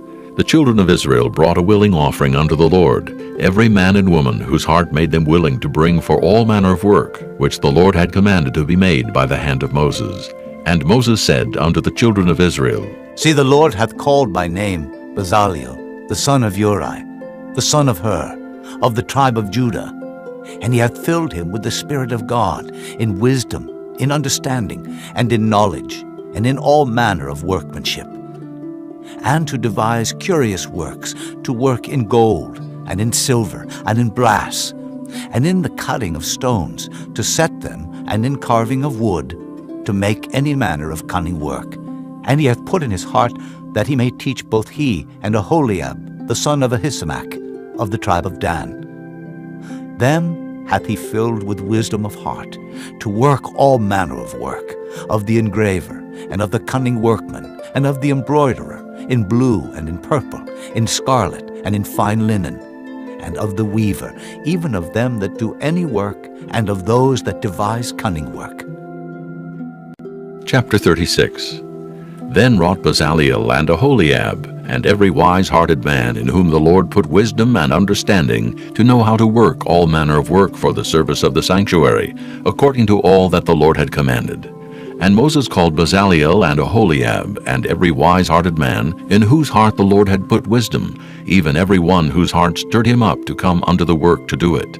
And they received of Moses all the offering which the children of Israel had brought for the work of the service of the sanctuary, to make it withal. And they brought yet unto him free offerings every morning. And all the wise men that wrought all the work of the sanctuary came every man from his work which they made. And they spake unto Moses, saying, The people bring much more than enough for the service of the work, which the Lord commanded to make. And Moses gave commandment, and they caused it to be proclaimed throughout the camp, saying, Let neither man nor woman make any more work for the offering of the sanctuary. So the people were restrained from bringing, for the stuff they had was sufficient for all the work to make it, and too much. And every wise-hearted man among them that wrought the work of the tabernacle made 10 curtains of fine twined linen, and blue, and purple, and scarlet. With cherubims of cunning work made he them. The length of one curtain was 28 cubits, and the breadth of one curtain 4 cubits. The curtains were all of one size. And he coupled the 5 curtains one unto another, and the other 5 curtains he coupled one unto another. And he made loops of blue on the edge of one curtain from the selvage in the coupling. Likewise he made in the uttermost side of another curtain, in the coupling of the second. 50 loops made he in one curtain, and 50 loops made he in the edge of the curtain, which was in the coupling of the second. The loops held one curtain to another. And he made 50 tacks of gold, and coupled the curtains one unto another with the tacks, so it became one tabernacle. And he made curtains of goat's hair for the tent over the tabernacle. 11 curtains he made them. The length of one curtain was 30 cubits, and 4 cubits was the breadth of one curtain. The 11 curtains were of one size. And he coupled 5 curtains by themselves, and 6 curtains by themselves. And he made 50 loops upon the uttermost edge of the curtain in the coupling. And 50 loops made he upon the edge of the curtain which coupleth the second. And he made 50 tacks of brass to couple the tent together, that it might be one. And he made a covering for the tent of ram skin dyed red, and a covering of badger skin above that. And he made boards for the tabernacle of shittim wood standing up. The length of a board was 10 cubits, and the breadth of a board was 1 cubit and a half. One board had 2 tenons, equally distant one from another. Thus did he make for all the boards of the tabernacle. And he made boards for the tabernacle, 20 boards for the south side southward. And 40 sockets of silver he made under the 20 boards, 2 sockets under one board for his 2 tenons, and 2 sockets under another board for his 2 tenons. And for the other side of the tabernacle, which is toward the north corner, he made 20 boards, and there 40 sockets of silver, 2 sockets under one board, and 2 sockets under another board. And for the sides of the tabernacle westward, he made 6 boards. And 2 boards made he for the corners of the tabernacle in the 2 sides. And they were coupled beneath, and coupled together at the head thereof, to 1 ring. Thus he did to both of them in both the corners. And there were 8 boards, and their sockets were 16 sockets of silver, under every board 2 sockets. And he made bars of shittim wood, 5 for the boards of the one side of the tabernacle, and 5 bars for the boards of the other side of the tabernacle, and 5 bars for the boards of the tabernacle for the sides westward. And he made the middle bar to shoot through the boards from the one end to the other. And he overlaid the boards with gold, and made their rings of gold to be places for the bars, and overlaid the bars with gold. And he made a veil of blue and purple and scarlet and fine twined linen. With cherubims made he it of cunning work. And he made thereunto 4 pillars of shittim wood, and overlaid them with gold. Their hooks were of gold. And he cast for them 4 sockets of silver. And he made an hanging for the tabernacle door of blue and purple and scarlet, and fine twined linen of needlework, and the 5 pillars of it with their hooks. And he overlaid their chapiters and their fillets with gold, but their 5 sockets were of brass. Chapter 37. And Bezaleel made the ark of shittim wood. 2 cubits and a half was the length of it, and 1 cubit and a half the breadth of it, and 1 cubit and a half the height of it. And he overlaid it with pure gold within and without, and made a crown of gold to it round about. And he cast for it 4 rings of gold to be set by the 4 corners of it, even 2 rings upon the one side of it, and 2 rings upon the other side of it. And he made staves of shittim wood, and overlaid them with gold. And he put the staves into the rings by the sides of the ark, to bear the ark. And he made the mercy seat of pure gold. 2 cubits and a half was the length thereof, and 1 cubit and a half the breadth thereof. And he made 2 cherubims of gold, beaten out of 1 piece made he them, on the 2 ends of the mercy seat. 1 cherub on the end on this side, and another cherub on the other end on that side. Out of the mercy seat made he the cherubims on the 2 ends thereof. And the cherubims spread out their wings on high, and covered with their wings over the mercy seat, with their faces one to another. Even to the mercy seatward were the faces of the cherubims. And he made the table of shittim wood. 2 cubits was the length thereof, and 1 cubit the breadth thereof, and 1 cubit and a half the height thereof. And he overlaid it with pure gold, and made thereunto a crown of gold round about. Also he made thereunto a border of an handbreadth round about, and made a crown of gold for the border thereof round about. And he cast for it 4 rings of gold, and put the rings upon the 4 corners that were in the 4 feet thereof. Over against the border were the rings, the places for the staves to bear the table. And he made the staves of shittim wood, and overlaid them with gold to bear the table. And he made the vessels which were upon the table, his dishes, and his spoons, and his bowls, and his covers to cover withal, of pure gold. And he made the candlestick of pure gold, of beaten work made he the candlestick. His shaft and his branch, his bowls, his knops, and his flowers were of the same, and 6 branches going out of the sides thereof, 3 branches of the candlestick out of the one side thereof, and 3 branches of the candlestick out of the other side thereof. 3 bowls made after the fashion of almonds in one branch, a knop and a flower, and 3 bowls made like almonds in another branch, a knop and a flower. So throughout the 6 branches going out of the candlestick. And in the candlestick were 4 bowls made like almonds, his knops and his flowers, and a knop under 2 branches of the same, and a knop under 2 branches of the same, and a knop under 2 branches of the same, according to the 6 branches going out of it. Their knops and their branches were of the same. All of it was one beaten work of pure gold. And he made his 7 lamps and his snuffers, and his snuff dishes of pure gold. Of a talent of pure gold made he it, and all the vessels thereof. And he made the incense altar of shittim wood. The length of it was 1 cubit, and the breadth of it 1 cubit. It was 4 square, and 2 cubits was the height of it. The horns thereof were of the same. And he overlaid it with pure gold, both the top of it, and the sides thereof round about, and the horns of it.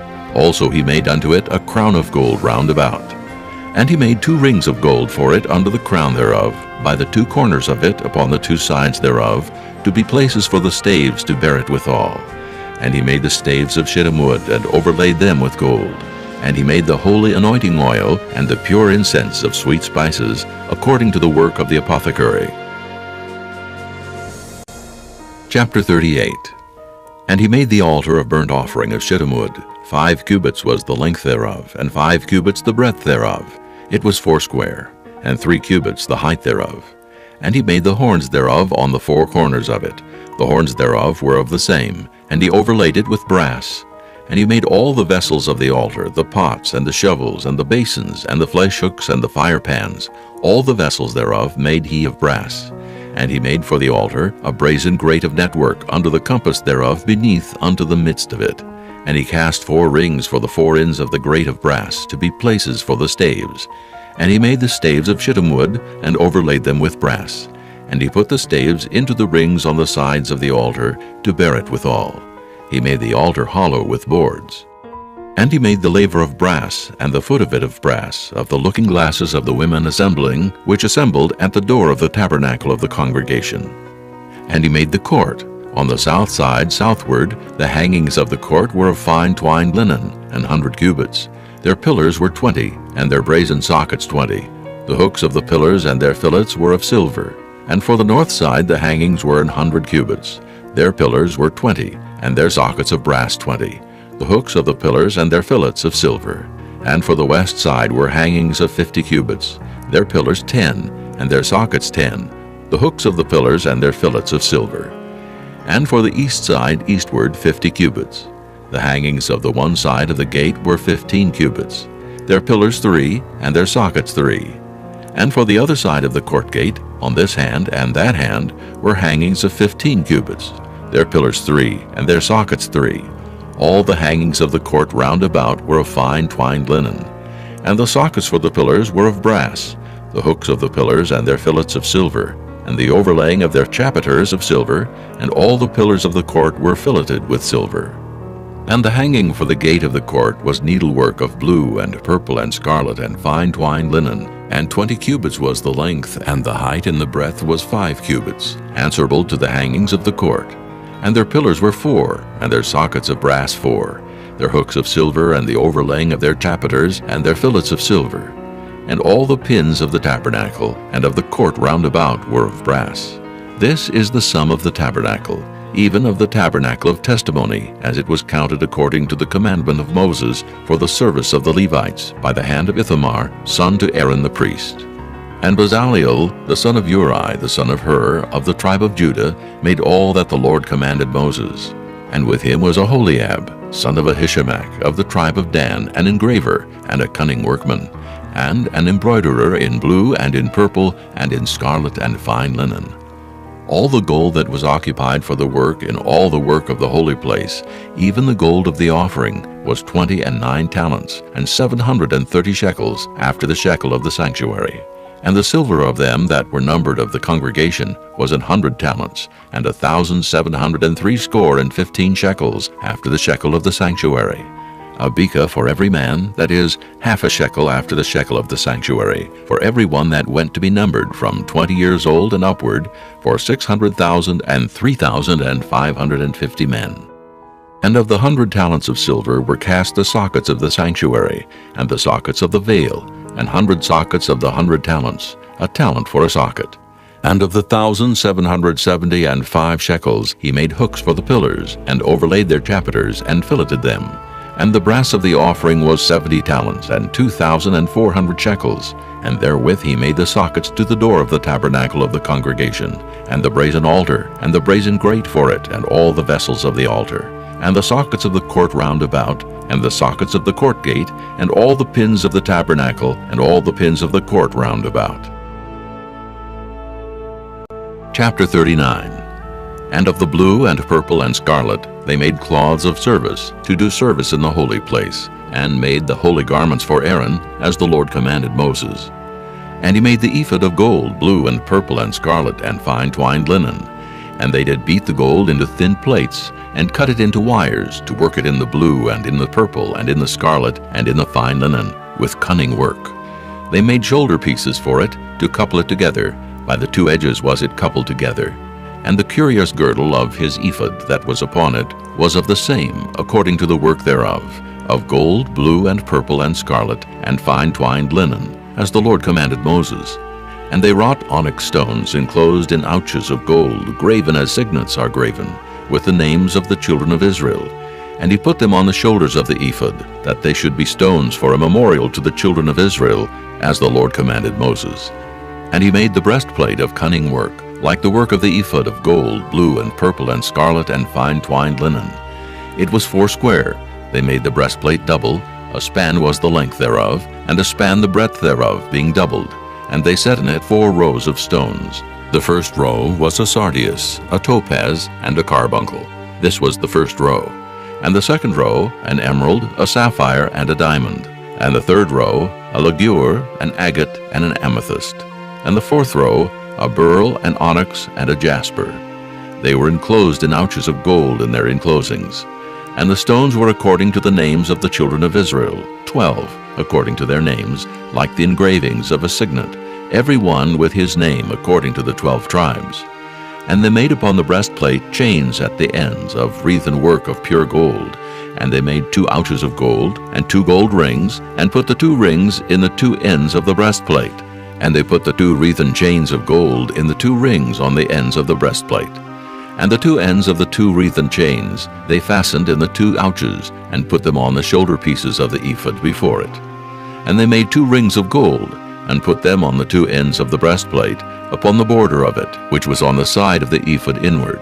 And they made 2 other golden rings, and put them on the 2 sides of the ephod underneath, toward the forepart of it, over against the other coupling thereof, above the curious girdle of the ephod.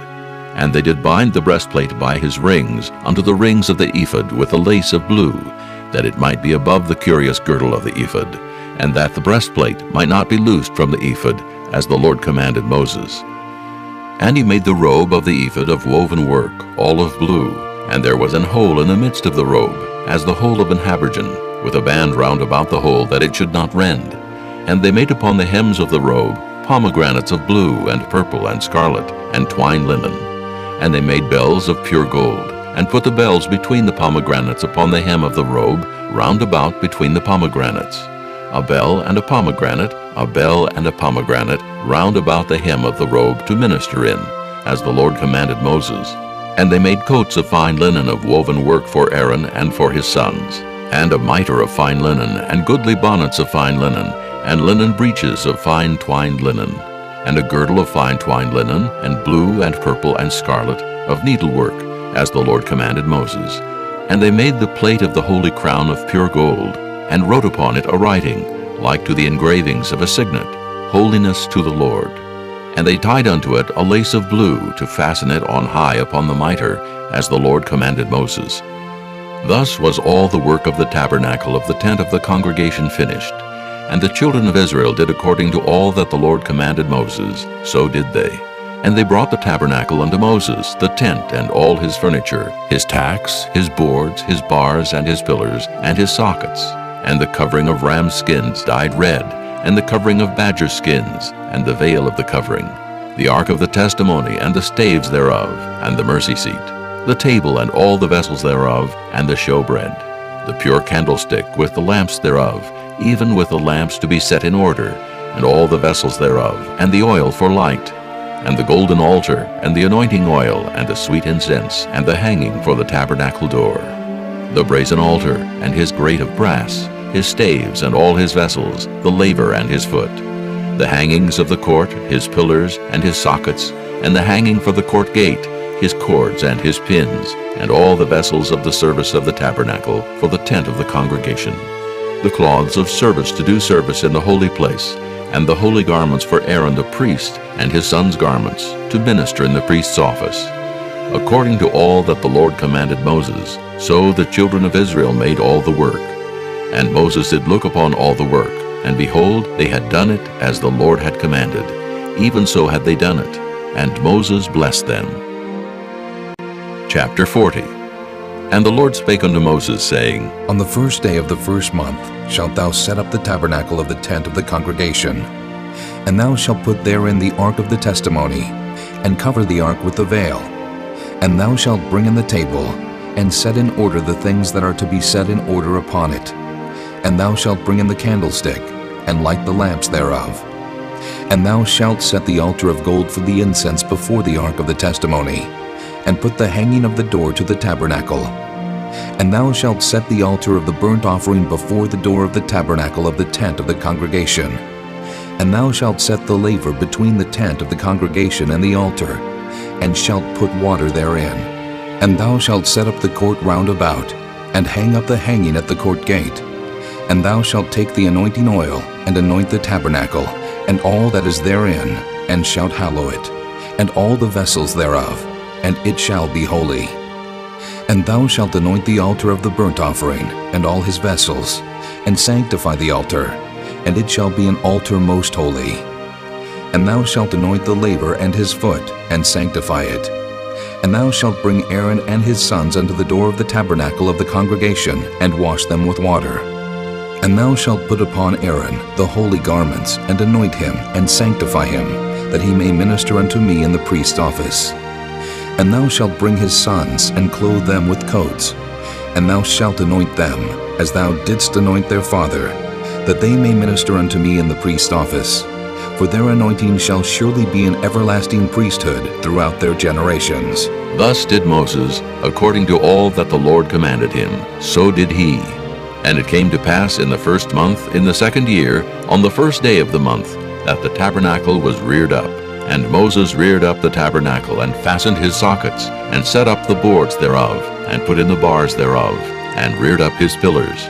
And he spread abroad the tent over the tabernacle, and put the covering of the tent above upon it, as the Lord commanded Moses. And he took and put the testimony into the ark, and set the staves on the ark, and put the mercy seat above upon the ark. And he brought the ark into the tabernacle, and set up the veil of the covering, and covered the ark of the testimony, as the Lord commanded Moses. And he put the table in the tent of the congregation, upon the side of the tabernacle northward, without the veil. And he set the bread in order upon it before the Lord, as the Lord had commanded Moses. And he put the candlestick in the tent of the congregation, over against the table, on the side of the tabernacle southward. And he lighted the lamps before the Lord, as the Lord commanded Moses. And he put the golden altar in the tent of the congregation before the veil, and he burnt sweet incense thereon, as the Lord commanded Moses. And he set up the hanging at the door of the tabernacle, and he put the altar of burnt offering by the door of the tabernacle of the tent of the congregation, and offered upon it the burnt offering and the meat offering, as the Lord commanded Moses. And he set the laver between the tent of the congregation and the altar, and put water there to wash withal. And Moses and Aaron and his sons washed their hands and their feet thereat. When they went into the tent of the congregation, and when they came near unto the altar, they washed as the Lord commanded Moses. And he reared up the court round about the tabernacle and the altar, and set up the hanging of the court gate. So Moses finished the work. Then a cloud covered the tent of the congregation, and the glory of the Lord filled the tabernacle. And Moses was not able to enter into the tent of the congregation, because the cloud abode thereon, and the glory of the Lord filled the tabernacle. And when the cloud was taken up from over the tabernacle, the children of Israel went onward in all their journeys. But if the cloud were not taken up, then they journeyed not till the day that it was taken up. For the cloud of the Lord was upon the tabernacle by day, and fire was on it by night, in the sight of all the house of Israel throughout all their journeys.